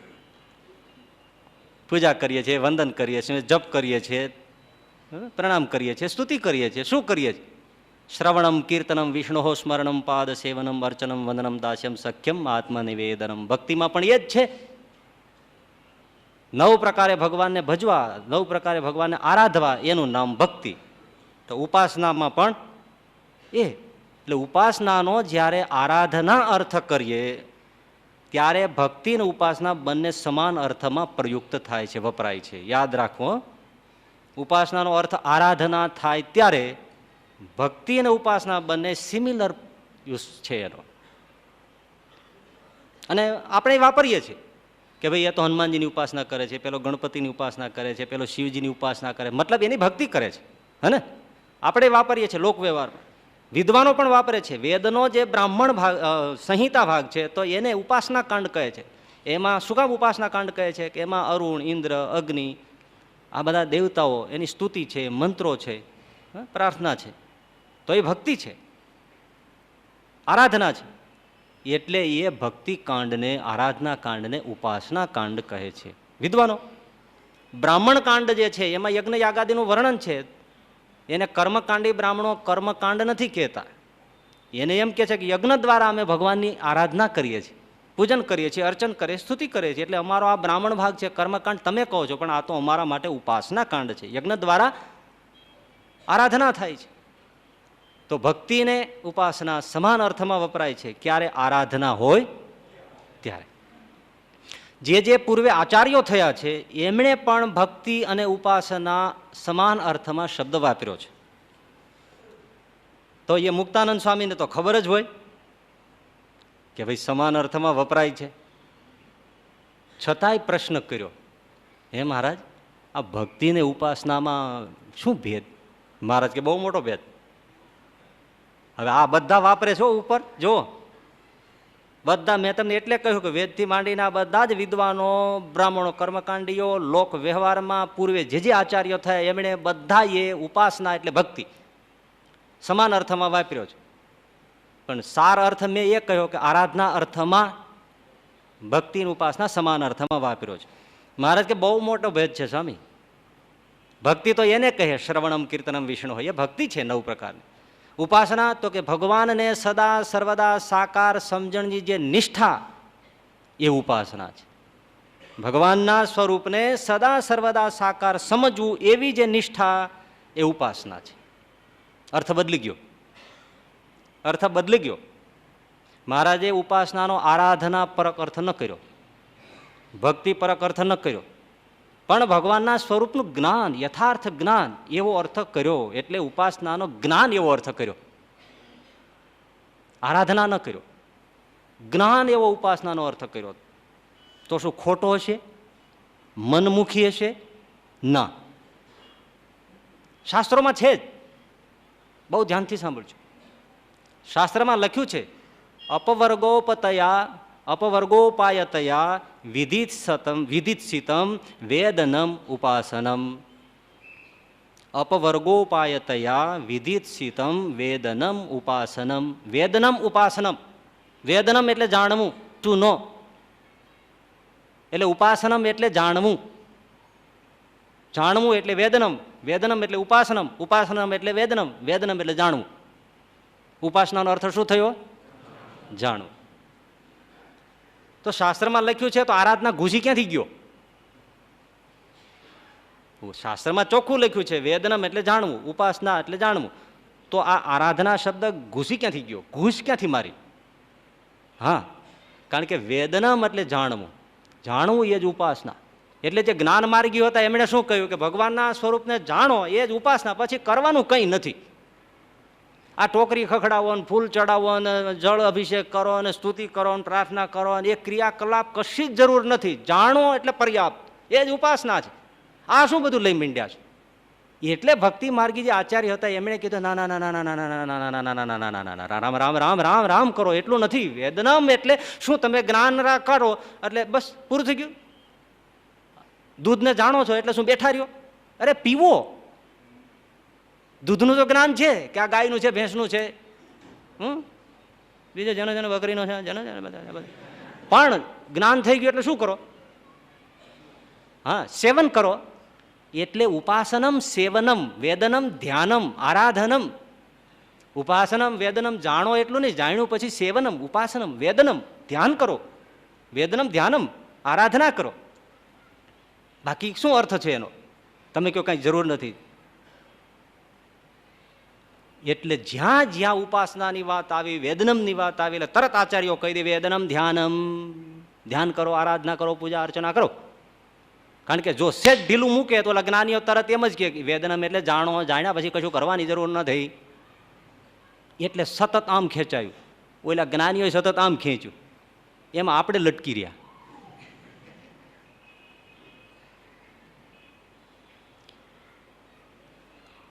આમ જુઓ, હવે જ્ઞાનીઓ તો આપણે કાંઈ, જ્ઞાનીઓને આપણે શું કહી શકાય? હમણાં અગાઉ કીધું એમ મહા અંધકારમાં ભટકતા હોય અમુક અમુક, તો આપણે શું કહી શકીએ એને?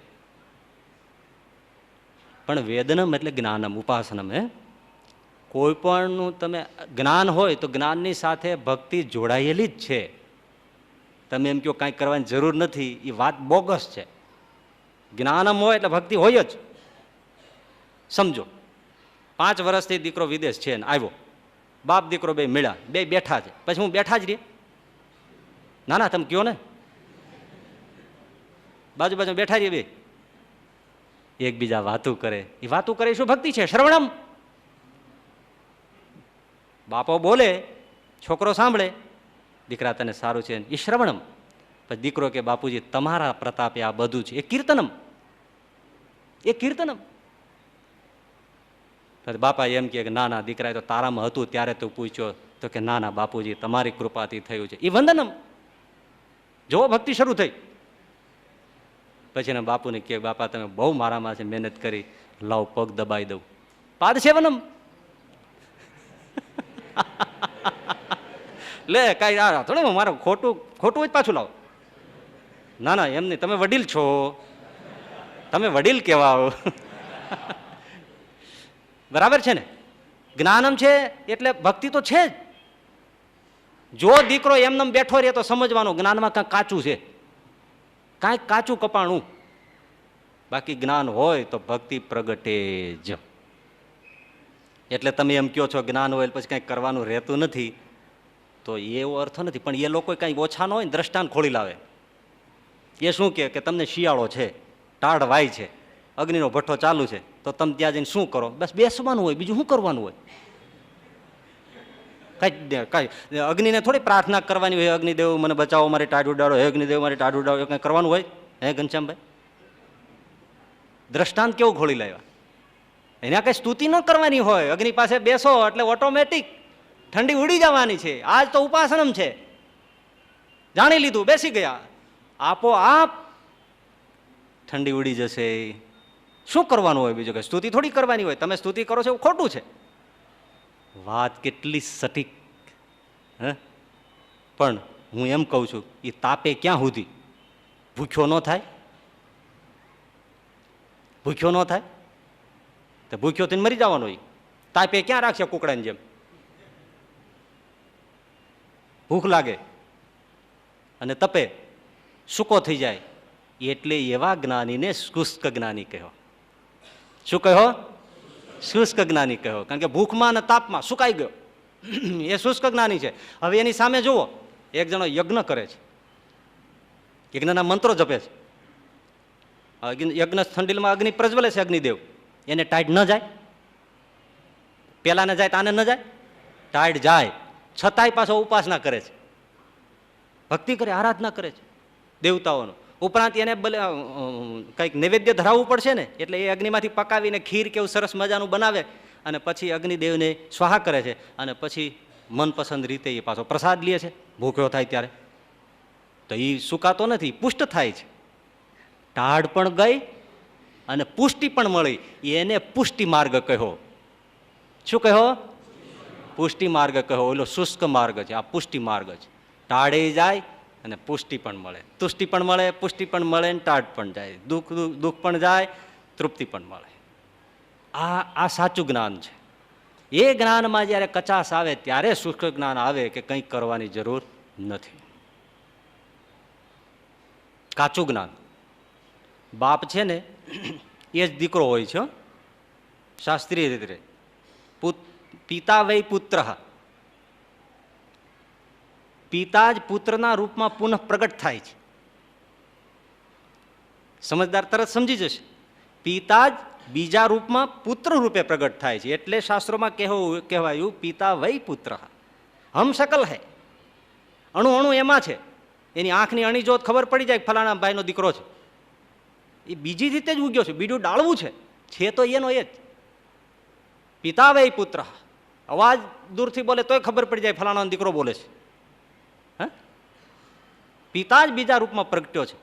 પણ એ દીકરો એમ સમજે કે હવે કોણ બાપા ને કોણ દીકરો, હું જ બધું છું, તો એને પિતૃભક્તિ આવે?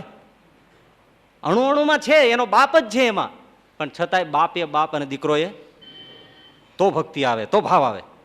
એમ ભગવાન મારા તમારામાં અણુ અણુમાં સમાયો છે, પણ એ બાપ અને આત્મા એ આત્મા, પરમાત્મા એ પરમાત્મા. એટલે એ આપણો સર્વનો બાપ છે, માલિક છે, સ્વામી છે, સર્વ કારણનું કારણ છે, સર્વ કર્તા છે, સર્વ કર્મફળ પ્રદાતા છે અને સદા સર્વદા સાકાર છે. એવું ભગવાનનું સ્વરૂપનું યથાર્થ જ્ઞાન થવું એને ઉપાસના કહેવાય. સ્વામી, એને ઉપાસના કહેવાય. એટલે ઉપાસનાનો અર્થ શું થયો? જ્ઞાન, જાણવું. આ પહેલો અર્થ છે. સેકન્ડ અર્થ છે આરાધના. પહેલો અર્થ જ્ઞાન, બીજો અર્થ આરાધના. વપરાયો છે બીજો અર્થ. ડિક્શનરીમાં તમે જો ઇંગ્લિશ ડિક્શનરી કોઈ પણ લાવો ને તો એને એક શબ્દના 10-12 અર્થો આપ્યા હોય. એમાં જે પહેલો આપ્યો હોય ને એ એનો કરેક્ટ અર્થ હોય. એમાં રોંગ ઓર રાઈટ? હા, એટલી તો ખબર પડે છે. પહેલો અર્થ હોય એ પરફેક્ટ રાઈટ હોય. બીજા પછી વ્યવહાર અર્થે પ્રયુક્ત થતા થતા 10, 12, 20, 25 અર્થો આપ્યા હોય. પણ તમે એક ધ્યાન રાખજો અને ધ્યાન કરજો, ખ્યાલ આવશે. હંમેશા બીજા, ત્રીજા, ચોથા જ અર્થો વપરાતા હોય લોકમાં. પહેલો અર્થ હંમેશા મોટે ભાગે નહીં વપરાતો હોય.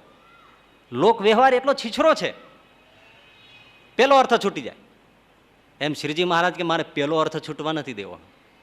આ તો લોક પ્રયુક્ત અર્થ છે, પણ પહેલો અર્થ ઉપાસના એટલે જ્ઞાનચર્યા, એ અર્થ પહેલો છે. આરાધના સેકન્ડ અર્થ છે. તમે જુઓ ને કે આમાં મનગઢંત અર્થ નથી. ઉપનિષદ એટલે જ્ઞાનકાંડ. ઉપનિષદ એટલે ભણેલાને ખબર આવે. ઉપનિષદ એટલે જ્ઞાનકાંડ. એટલા માટે જ્ઞાનકાંડ કહેવાય છે કે એમાં ભગવાનના સ્વરૂપનું ચિંતન થયું છે, જ્ઞાન ચિંતન છે. તો ઉપનિષદનો અર્થ મને બતાવો શું થાય? ઉપ વત્તા નિષદ. ઉપ એટલે પાસે, નિષદ એટલે બેસવું. તો ઉપાસનાનો અર્થ બતાવો મને. ઉપ એટલે પાસે, આસ એટલે બેસવું. ઉપનિષદ ઉપાસના સરખા અર્થ થયા બિલકુલ શબ્દસહ. તો ઉપનિષદ એટલે જ્ઞાનકાંડ. ગુરુ પાસે શિષ્ય બેસે અને ભગવત ચિંતનની ચર્ચા કરે, જ્ઞાનચર્યા કરે, એને ઉપનિષદ કહેવાય. તો ઉપાસના બરાબર ઉપનિષદ બરાબર જ્ઞાનચર્યા થયા ત્રણેય હરખા. એટલે ઉપાસનાનો પહેલો અર્થ છે વેદનમ, જાણવું, જૂનો. આ છે. એ સંદર્ભમાં શ્રીજી મહારાજે કહ્યું કે ભક્તિ ને ઉપાસનામાં ભેદ છે સા. હા, અને ભેદ એમણે પાડ્યો છે એટલે છે એવું નથી, ભેદ છે જ. પેલો ભેદ ભક્તિનો શબ્દસહ અર્થ તમે કરો એટલે ભજ સેવાયામ, તિંગ પ્રત્યય લાગે. પ્રેમપૂર્વક કોઈની સેવા કરવી એને ભક્તિ કહેવાય. હવે આ શબ્દને તમે લગાડો, બધે લાગશે. પિતૃભક્તિ, માતૃભક્તિ, ગુરુ ભક્તિ, ઇન્દ્રાદિકની ભક્તિ, બ્રહ્માદિક દેવોની ભક્તિ, લાગ્યો? કારણ કે એનો અર્થ જ પહેલો મિનિંગ એ જ છે, પ્રેમપૂર્વક સેવા કરવી, ભજ સેવાયામ. પણ ઉપાસના શબ્દને ઉપનિષદની રૂએ, જ્ઞાનચર્યાની રૂએ, જ્ઞાનકાંડની રૂએ તમે લગાડો, ક્યાં અટકે છે મને કયો? છેક નારાયણ પાસે પહોંચે, અટકે જ નહીં વચ્ચે ક્યાંય. કારણ કે ઉપાસનાનું ચિંતન આવે ઉપનિષદની રૂએ એટલે સર્વ કારણનું કારણ, સર્વ કરતા, સર્વ કર્મ ફળ પ્રદાતા, સર્વ અવતારનું અવતારી અને સદા સર્વદા સાકાર એવા એક પુરુષોત્તમ નારાયણ ત્યાં જઈને અટકે. ભક્તિ ગમે ત્યાં અટકી જાય, ઉપાસના અટકે નહીં. એના શબ્દ પ્રમાણે ચાલ્યા જાવ તોય ન અટકે. આ ભેદ છે. બીજો ભેદ, શ્રીજી મહારાજ કહે ઉપાસનામાં જો કચાશ હશે, ભગવાનના સ્વરૂપમાં સમજવામાં, નિષ્ઠામાં કચાશ હશે તો ખામી નહીં ભાંગે.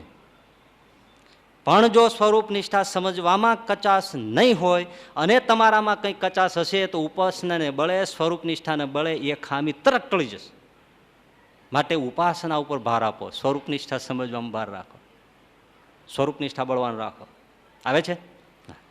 લોકમાં શું કહેવાય છે ભાઈ? ધાર્મિક સમાજ છે એમાં બહુધા, ભલે ભલે સાધુઓ સંન્યાસીઓ બધા જે કરતા હોય બધામાં તમે આ જુઓ શું કહે, જે તમને પસંદ હોય ને એ દેવની ઉપાસના કરો, ભક્તિ કરો.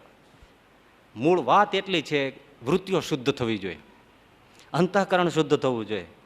વિકારો ટળી ગયા, આપણે શુદ્ધ થઈ ગયા, આત્મા સ્વરૂપ શુદ્ધ થયું, જીવ સ્વરૂપ ટળી ગયું એટલે જન્મ મરણ ટળી ગયા અને મોક્ષ પ્રાપ્ત થઈ ગઈ. કોને ભજો છો એ મહત્વનું નથી, તમે કેવા થાવ છો એ મહત્વનું છે. આ દરેક ધાર્મિક સમાજમાં આ વાત છે. અને પાછા એમ કહે કે એટલા માટે જરૂર નથી કોઈ પણને ભજો અને થવાય છે, કારણ કે આખરે બધી નદીઓ સાગરને જ મળે છે. એટલે ગમે તેને ભજો પણ તમે નારાયણને જ પામશો. અને પછી શ્લોક બોલી સંભળાવે. હવે આમાં લોચો પડે કે નહીં? દરેક નદીઓ સાગરને જ મળે છે, એવી રીતે ગમે તેને ભજો એ નારાયણને જ પામે છે, એવું કથન પુષ્પદંતાચાર્ય શિવ મહિમ્ન સ્તોત્રમાં જ લખ્યું છે, બીજે નથી. બાકી એક જ એક્ઝામ્પલ આપું, ગીતા ખોલો. ગીતામાં ભગવાન શ્રી કૃષ્ણ એમ કહે છે કે અર્જુન સાંભળી લે, દેવતાઓને ભજનારો દેવતાઓને પામે છે, પિતૃને ભજનારો પિતૃને પામે છે, ભૂત પ્રેતને ભજનારો ભૂત પ્રેતને પામે છે, મને ભજનારો અર્જુન મને પામે છે. એટલે આમાં ન હોય આવી રીતે શું કામ બોલે? અને તમે બધા હાલી મેળા ડાકલી લઈ ગમે એને ભજો તો પહોંચી જવાના, ગમે તો પહોંચી જાવ, ગમે તો પહોંચી જવાના. કેમ પહોંચી જાવ?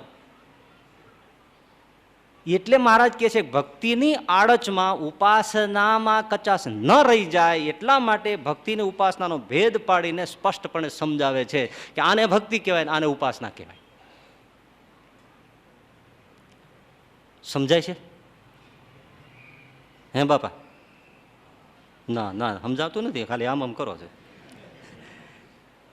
પણ થયું છે શું જોજો. હવે આપણા સંપ્રદાયના કહેવાતા સારા, હકીકતમાં કહેવાતા પણ સો કોલ્ડ નહીં, કહેવાતા એવા નહીં, સાચા એવા 4-5 વિદ્વાનોને મેં સાંભળ્યા છે આ ટોપિક ઉપર ક્યારેક ક્યારેક બોલતા, અને એમણે કંઈક ગ્રંથો લખ્યા હોય એને મેં પણ વાંચ્યા.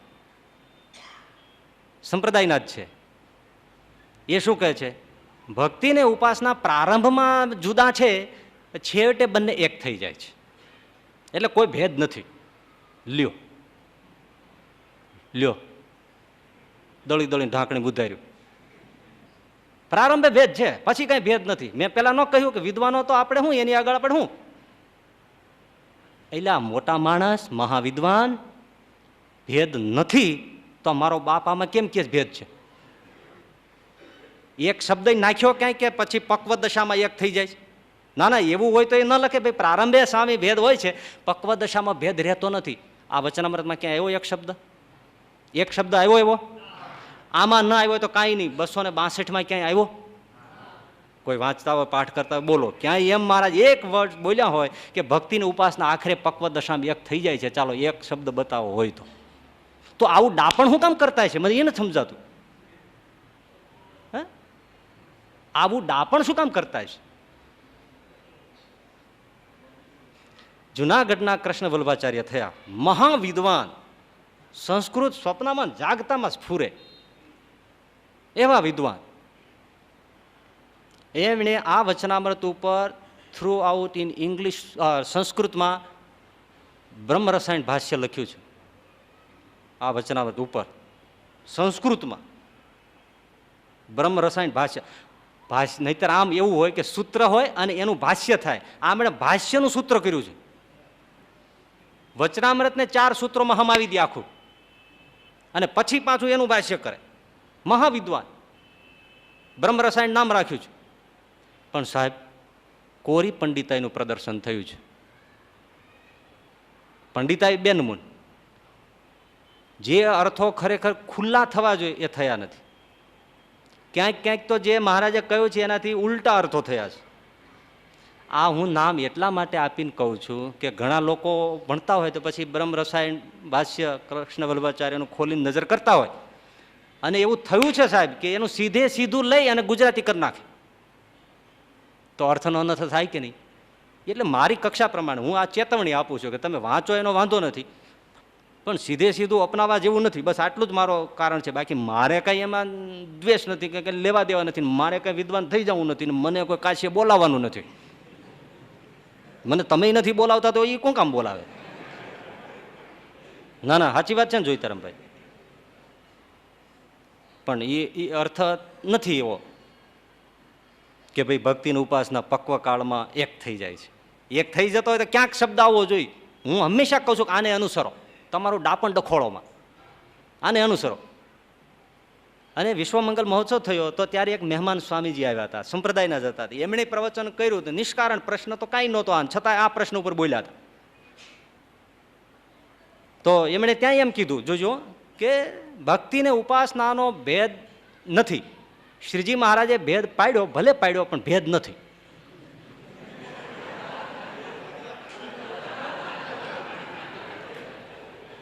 હવે કોણ કહેવા જાય? વેદાંતાચાર્યની ડિગ્રીઓ હોય, ભેદ ભલે પાડ્યો પણ ભેદ છે નહીં. કારણ કે પૂર્વ આચાર્યોએ કોઈએ ભેદ પાડ્યો નથી. વાહ, પૂર્વ આચાર્યો તમારો ઓથેન્ટિક, અને આ સહજાનંદ સ્વામી 3 ચોગલા વાળો unauthentic. How are you saying? શું બોલો છો તમે? આપણે પહેલા કહી દીધું કે આચાર્યો શું કામ વેદનમનો ધ્યાનમ અર્થ કર્યો છે, અને જે જ્ઞાનીઓ થયા એમણે પણ શું કામ એનો અર્થ કર્યો છે. અને ભગવાન સ્વામિનારાયણ એક વાત જો કે આવા શાસ્ત્રોમાં છુપાયેલા અર્થો વચનામૃતમાં એમણે ઘણી જગ્યાએ પ્રગટ કર્યા છે કે એનો અર્થ આ શ્રુતિનો આમ ને આમ કરવાનો છે, નવા જ અર્થો આપ્યા છે. અરે એવા અધૂરા અર્થોની પૂર્તિ કરવા અને એકાંતિક ધર્મની ખામીઓને દૂર કરી એક સંપૂર્ણ એકાંતિક ધર્મનું પ્રસ્થાપન કરવા માટે તો ભગવાન સ્વામિનારાયણનો અવતાર છે. તો એને જે કર્યું એને તો પાછું ધોઈ નાખ્યું કે ના ના એવું તો કઈ છે નહીં. અને ચૂંદડી આપણે આની ઓઢીએ. પક્વકાળમાં બંને એક થઈ જાય છે. હા, પક્વકાળમાં એક થઈ જાય છે એમ. ચાલો હું એક્ઝામ્પલ આપું તમને, કરી દો એક, કરી દો ને. સ્વામી રામતીર્થ થયા, આપને સુનાય નામ? હે, સ્વામી રામતીર્થ પ્રેમાદ્વૈત કે આચાર્યો કે આચાર્ય, પ્રેમ મૂર્તિ. ભગવાન કૃષ્ણ માટે રુદન એટલે મારા બાપ એના ઘરનું, આવો પ્રેમ લક્ષણાથી ભરેલો મહાપુરુષ. ભગવાન કૃષ્ણને ચેલેન્જ કરી ગંગાના કિનારે બેઠો છું, 3 દિવસમાં આવી જઈશ અને કૂદીને પડી જઈશ, મરી જઈશ. આવવું પડ્યું અને ગંગામાં કૂદકો માર્યો. ભગવાને એને થપાટ મારી બહાર કાઢી અને સામે પ્રગટ રહી ગયા, વેણુ વાદન કરતા મુરલીધર શ્રી કૃષ્ણ દર્શન આપ્યા. એ રામ તીર્થ એ નદીના તટમાં આળોટતા હોય પછી દર્શન માટે. અરે ઓ કાલે બાદલ તું મંદ મંદ બરસ, અરે ઓ કાલે બાદલ તું મંદ મંદ બરસ, जिसे वो यहाँ आ सके, मेरा कृष्ण मेरे पास आ सके तो धीमा धीमा बरस. अरे वो काले बादल तू मंद मंद बरस, जिससे वो यहाँ आ सके और बाद में तू इतना बरस कि वो कभी यहाँ से जा न सके. આવી જાય પછી એટલું વરસ કાંઈથી નીકળી જ ન શકે. અને ચેલેન્જ કરતા મહાપુરુષ નદીના ગંગાના તટમાં ચોધાર આંસુએ રડતો રડતો, જેને કપડાનું ભાન ન રહેતું, એમ કહેતા કે હે કૃષ્ણ, હે મારા નાથ, તને શું કહું. તે ગોવર્ધન પર્વતને ટચલી આંગળીએ ડાબા હાથે તે ધારણ કર્યો અને એ વખતે 7 દિવસ સુધી મુશળાધાર ઇન્દ્રિય વૃષ્ટિ કરી. એ વૃષ્ટિ તો તે જોઈ છે મારા બાપ, પણ એ વૃષ્ટિ મારી દ્રષ્ટિએ કાંઈ નથી. તારે મુશળાધાર વૃષ્ટિ જોવી હોય ને તો એકવાર અહીંયા આવ, રામતીર્થની આંખમાં મુશળાધાર વર્ષા મંડાણ. અહીંયા આવ, જોવું હોય તો આવો, આવો રામતીર્થ. પ્રેમ લક્ષણામાં ખામી છે? પ્રેમ લક્ષણામાં ખામી છે? હવે એના ગ્રંથો વાંચો, પક્વમાં હરખું થઈ જાય છે ને. મેં એના ગ્રંથો વાંચ્યા છે. એમણે કીધું છે, વર્ણન છે એમનું કે ભગવાન સદા સર્વદા નિરાકાર છે. એની જે માન્યતા હોય, પણ શ્રીજી મહારાજ જે મને તમે શીખવાડવા આવ્યા છે ને એ જે કહે છે એમાં તો ભેદ રહ્યો ને. પક્વદશામાં વ્યક્ત થયું. ચાલો બીજી વાત, ગોપનાથના આત્માનંદ સ્વામી 8 પહર સમાધિ, ઈચ્છે ત્યારે દેહ પડે, સામે બેસાડો ને થોડા દિવસમાં તમને સમાધિ કરી નાખે. ગયા રામાનંદ સ્વામી અને બેસાડ્યા, સમાધિની કક્ષાએ પહોંચાડી દીધા. ગુરુ મહારાજ એકલું તેજ જ દેખાય છે. કહે ગુરુ સુણો બ્રહ્મચાર રે, કૃષ્ણ તેજોમય નિરાકાર રે. ભગવાનને કોઈ આકાર જ નથી, મૂળ રૂપ નિરાકાર છે. માટે તમે શું સાકાર સાકાર કરો છો? કયા પક્વ થયું, કયા એક થયું? અલ્યા ભાઈ, જ્ઞાન માર્ગે કે ભક્તિ માર્ગે બ્રહ્મચિંતન કરનારા ઘણા મહાપુરુષો થયા છે, પરંતુ એવો આટલું તો માને જ છે. જ્ઞાન માર્ગે હોય કે ભક્તિ માર્ગે હોય, બ્રહ્મચિંતન કરનારા મહાપુરુષો થયા એમાં મોટા ભાગના આ તો માને છે કે એ ભગવાન, એ બ્રહ્મ સર્વ કરતા છે, સર્વનું કારણ છે, સર્વ કર્મ ફળ પ્રદાતા છે, એ સર્વ અવતાર ધારે છે, એટલું તો સ્વીકારે છે. પરંતુ એ સદા સર્વદા નિરાકાર છે, આટલું છૂટી જાય છે. બાકી આગલું તો માને જ છે. એ છૂટી ન જાય એટલા માટે શ્રીજી મહારાજ આમ ચોખ્ખું તળ દઈને કરીને બતાવે છે કે ભગવાનના સ્વરૂપમાં સદા સર્વદા સાકારપણાની નિષ્ઠા એ જ ઉપાસના. તો આ પાછા ડાપણ કરીને કીધી, એ બધું એક છે. તો તમે ઓલા બાપાએ જે કીધું એને તો ચોળીને પાછું પતાવી દીધું. હેતુ હતો ને એની પાછળ કહેવાનો, તેને શું કામ આંતરડા તોડ્યા? તો આ પાછા ભેળું કરી નાખે. એટલે આ ડખો થાય છે. એટલા માટે એને વિભાગ પાડ્યો ને એક જ શબ્દમાં ફિટ કરી દીધું કે ઉપાસના એટલે કોણ? કે સાકાર નિષ્ઠા વાળો હોય ઉપાસના.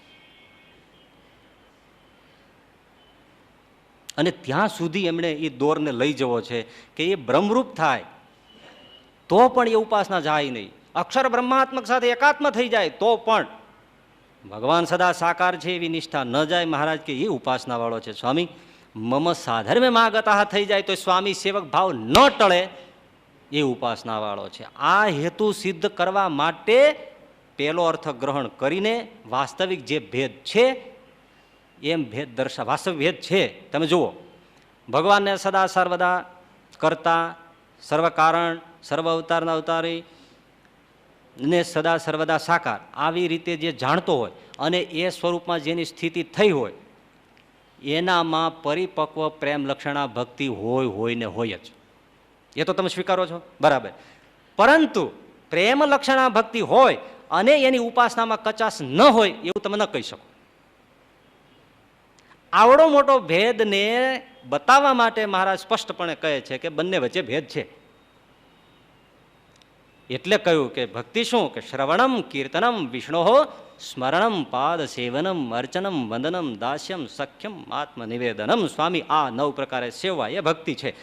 અને 10મી ભક્તિ માનો પ્રેમ લક્ષણા હોય તો ભક્તિ એટલે પ્રેમ રૂપા ભક્તિ. પ્રેમ લક્ષણા ભક્તિ પ્રેમ સ્વરૂપા. ઉપાસના જ્ઞાન સ્વરૂપા. ઉપાસના જ્ઞાન સ્વરૂપ છે. બીજું સીધું સાધું, ઉપાસના એટલે ભગવાનની તરફ આંગળી ચીંધે ઉપાસના, ભગવાનને દર્શાવે એ ઉપાસના.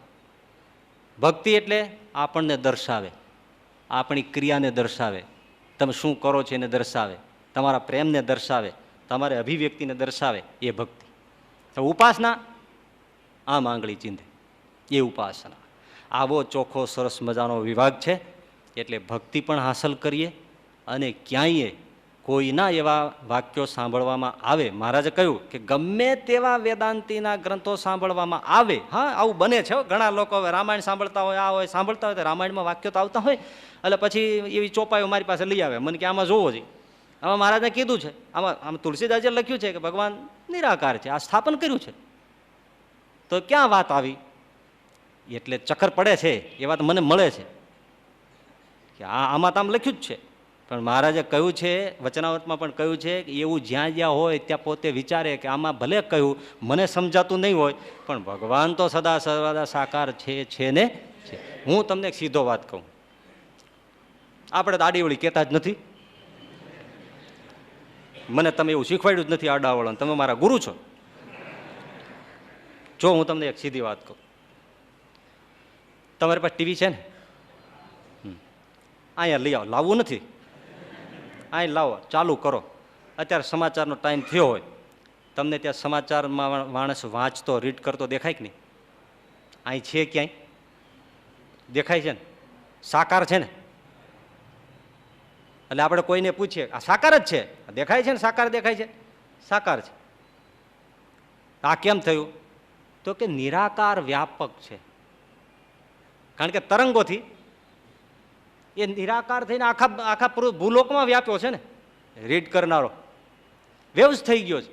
પણ એવા તમે મશીન યંત્ર મૂક્યા, ટ્રાન્ઝિસ્ટર એવા મૂક્યા કે એ વેવ્સને પકડીને પાછો આકાર નિર્માણ કર્યો.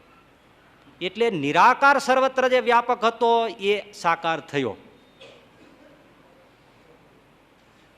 એટલે ભગવાન જે સર્વત્ર નિરાકાર વ્યાપક છે એ આવી રીતે સાકાર થાય છે.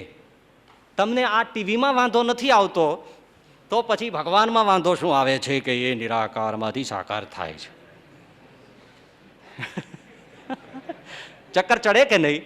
હા, હું એમ કહું છું કે એ બહુ સાચી વાત છે, પણ થોડું ટીવીને પૂર્ણ રીતે સમજી લ્યો એટલે અમારી વાત તમને ગળે ઉતરી જશે. એ આ સાકાર આમ નિરાકાર વ્યાપક, પણ એ દિલ્હીમાં સાકાર બેઠો છે તઈને. દિલ્હીમાં નિરાકાર બેઠો છે, દિલ્હીમાં સાકાર બેઠો છે, એ સર્વત્ર વ્યાપક નિરાકાર થાય છે અને એ જ પાછો સાકાર પ્રગટ થાય છે. અક્ષરધામમાં પુરુષોત્તમ નારાયણ સાકાર બેઠો છે, એ સર્વ રીતે સર્વત્ર વ્યાપક થાય છે અને એને જ્યાં જરૂર પડે ત્યાં પાછો સાકાર થાય છે. હવે આ તો દુનિયામાં છે ને, તમે હું પછી નકામા આમ નામ આમ કરી શું બોલ્યા નહીં? જબર બાપા ખોખારા ખાવ. એટલે તુલસીદાસજીની ચોપાઈ લઈ આવે. આમાં લખ્યું છે નિરાકાર. પણ ભાઈ મેં કીધું હું એને તરત કહું, એ ચોપાઈ કોણ બોલે છે એ તમે કહો. તુલસીદાસજીની રામકથા 4 જણા કહે છે. શિવજી પણ કહે છે, ભરદ્વાજી પણ કહે છે, કાકભૂષણજી પણ કહે છે, અને તુલસીદાસજી પોતે પોતાના મનને કહે છે. 4 જણાની કથા શ્રી રામચરિતમાનસમાં ચાલે છે. આ ચોપાઈ કે આ સોરઠો કે આ દોહો બોલે છે કોણ? તો મને કે એ તો બોલે છે શિવ. મેં કીધું શિવ બોલે ત્યારે આવું જ નિરૂપણ કરે, કારણ કે જ્ઞાન માર્ગી છે. કાકભૂષણજી બોલતો હોય તો લઈ આવો, અને તુલસીદાસજી બોલતો હોય લઈ આવો. જાઓ કે એક પણ ચોપાઈ એવી આવતી હોય કે આમાં નિરાકાર તુલસીદાસજી બોલતો હોય તો લાવો. રામ સ્વયં બોલતો હોય. મેં તો અધ્યયન કર્યું છે ને, હું ક્યાં એમને બોલું છું સાહેબ. મને તો એનો વિરોધ છે. ઘણા લોકો કહે રાખે છે કે વાલ્મીકી રામાયણ છે એમાં તો ભગવાનનું હ્યુમન બિંગ વર્ણન થયું છે, માનવ રૂપે વર્ણન થયું છે, એમાં ભગવાનનું કંઈ સ્વરૂપ વર્ણન નથી થયું. આ તો તુલસીદાસજીએ માનવ રામને ભગવાન રામ કરી દીધા છે. હું એને એમ કહું છું કે ભાઈ મુરબ્બી શ્રી, તમે ઇતના હી કરો, તુમ સુંદરકાંડ કા પાઠ કરો. મને એમ થાય કે આટલા બધા એના ઉપર તો કેટલાય લખાણા છે ગ્રંથો, અને છતાંય આ લોકોને હાથમાં નહીં આવતો. સુંદરકાંડની અંદર હનુમાનજી વર્ણન કરે છે અને વાલ્મીકીજી લખે છે. રામના વિશે શું શબ્દો લખે છે એટલા જ પઢો ને. હનુમાનજી સકલ બ્રહ્માંડનો ધણી બતાવે છે. મેં તો પાઠ કર્યા છે, તો હું કહું છું તમને. તો સુંદરકાંડ જોઈ લો, એમાં ક્યાં લખ્યું છે કે માણસ છે? હનુમાનજી ચોખ્ખું કહે છે કે ભાઈ એની દ્રષ્ટિથી સકલ જગત સર્જાય છે અને વિલીન થાય છે. તું શું રાવણ સમજે છે? તો એમાં હ્યુમન બિંગ થયું. આવું કેમ નહીં મગજમાં હુજતું હોય? બધા મગજમાં પોદળા ફર્યા છે. ચોખ્ખું લખ્યું છે ભાઈ, ના ખોટું હોય તો કયો. એટલે એ વાત ગળે નથી ઉતરતી. ભગવાન સ્વયં નારાયણ છે, ભગવાન પુરુષોત્તમ છે. અને આ જે બોલે છે પેલો એવો ને એવો વિરોધ ભાઈ, ઢોલ ગવાર શુદ્ર પશુ નારી સકલ તાળન કે અધિકારી. તુલસીદાસજી આવું લખાય જ કેમ? હા છે ને વિવાદ તો, કે ભાઈ સ્ત્રી હોય એને પીટાઈ શું કે ઢોલ ગવાર શુદ્ર પશુ નારી સકલ તાડન કે અધિકારી. તુલસીદાસજીથી આવું લખાય જ ચીમ કે ઢોલને પીટો, પશુને પીટો, ગવારને પીટો, નારીને પીટો તો જ સરખા ચાલે. આવું તુલसीदास जी लखाई. तुलसीदास जी को पता नहीं है, ये तो ऐसा नहीं है, मातृशक्ति का अपमान किया है, ऐसे धर्म ग्रंथों को नहीं पढ़ना चाहिए. मोर्चा लઈને નીકળે ને, हम सब एक है. अरे बापा તમે આગળ છો, હા જાઓ દોડો પડો ડેમમાં. આગળ હોય પેલા પડે ને, આપણે નહીં પડ્યો એટલે ઉભા રહી જાય. પણ એ ચોપાઈ કોણ બોલે છે? દરિયો બોલે છે. દરિયો જ્યારે ભગવાન રામચંદ્રજીને સેતુ બાંધવાની પછી વિચારણા પહેલા એમને વિભીષણ સલાહ આપે છે કે પૂછ્યું રામે શું કરવું જોઈએ? તો કે મહારાજ આ તમારા કુળગુરુ છે, સાગરના વંશમાં આવે ને બધા, એટલે તમારા કુલગુરુ થાય સાગર. તો તમે એમ કરો કે પ્રાર્થના કરો, દરિયો કંઈક રસ્તો બતાવજો. 3 દિવસના અનુસંધાન રામે કર્યા, હો ચટ્ટી પાથરીને. આવ્યો જ નહીં દરિયો. હવે આપણી પાસે એમ ભગવાન ક્યાંથી આવે? તો તે દરિયો ન આવ્યો. પછી ભગવાન કહેતો ધનુષ બાણ લાવ લક્ષ્મણ, લાવ હમણાં સુખવી નાખો. હદ હોય છે, પછી શઠની પણ હદ હોય છે. એક બૂંદ પાણી ન રહેવા દો, લાવ. ધનુષ બાણ લેવા લક્ષ્મણજી એકદમ ઉતાવળા દોડ્યા. મહારાજ હું તો પહેલેથી કહેતો હતો આની પાસે કઈ માથા જોડવા ને તમે પ્રભુ. મને તો આંખમાં આંસુ આવી ગયા હતા. આલસી આલસી દેવ પુકારા. આળસુ હોય ઈ આવું કરે. આપણે આમ લાચારી કરવાની હોય? મારો તમારો બાપ કોણ છે? લેવો ધનુષ બાણ. અને રામે ધનુષ લીધું ને આમ તીર મૂકીને પણ હજી આમ ખેંચાણી, ત્યાં દરિયો સળગવા માંડ્યો અને જલચર બેળ્યા એટલે દરિયો એકદમ મોતીડાનો થાળ ભરીને આવી.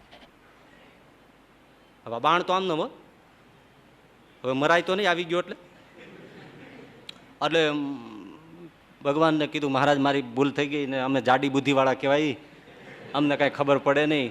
જાડી બુદ્ધિ તો કેવી? ઢોલ ગવાર શુદ્ર પશુ નારી સકળ કે તાડન કે અધિકાર. તઈ દરિયો બોલ્યો અમે આવા જાડા છીએ એટલે અમને મારવા પડે. તો દરિયો પોતાની મનોવૃત્તિનું પ્રદર્શન કરે છે. એ તુલસીદાસે લખ્યું છે. રામને ગાળ્યો, રાવણ રામને ગાળ્યો દેતો હોય અને તુલસીદાસજી જે લખે એટલે હું તુલસીદાસજી રામને ગાળ્યું દઈશ. આટલું સાહિત્યકારો કેમ નહીં સમજતા હોય? ભાઈ કોણ બોલે છે એની મનોવૃત્તિનું પ્રદર્શન કરાવે છે. પણ આ લોકોનું કહેવાનું શું કે તમારે એવું લખાય જ નહીં. ભાઈ એવું નથી, આવા લોકો આવું બોલશે અને એ લોકો આવી રીતે દંડને પાત્ર પણ છે. ધનુષ્માન લીધા સામે આવા છે તો દંડને પાત્ર પણ છે. શાસ્ત્રને એ રીતે વાંચો અને પછી દરિયો લઈ થઈ ગયો. એટલે જ્યાં જ્યાં નિરાકારનું પ્રતિપાદન આવે તો પણ એ કયા સેન્સમાં છે એમ મહારાજ આપણને દોરી આપે છે. અને ભક્તિની ઉપાસનાનો ભેદ સ્પષ્ટ પાડીને, ઉપાસના એટલે ભગવાનને વિશે દ્રઢ સાકારપણાની નિષ્ઠા, અને ભક્તિ એટલે ભગવાનને પ્રેમથી ભજો કે નવદાથી ભજો એ ભક્તિ છે. આવું સરસ મજાની દ્રઢતા કરાવતું આ વચનામૃત છે. એને આપણે જીવમાં પકડી રાખીએ અને એના શબ્દોને હંમેશા આપણે બળપૂર્વક ઝાંખીએ એવી અભ્યર્થના પ્રાર્થના સાથે વિરમું છું. સહજાનંદ સ્વામી મહારાજ.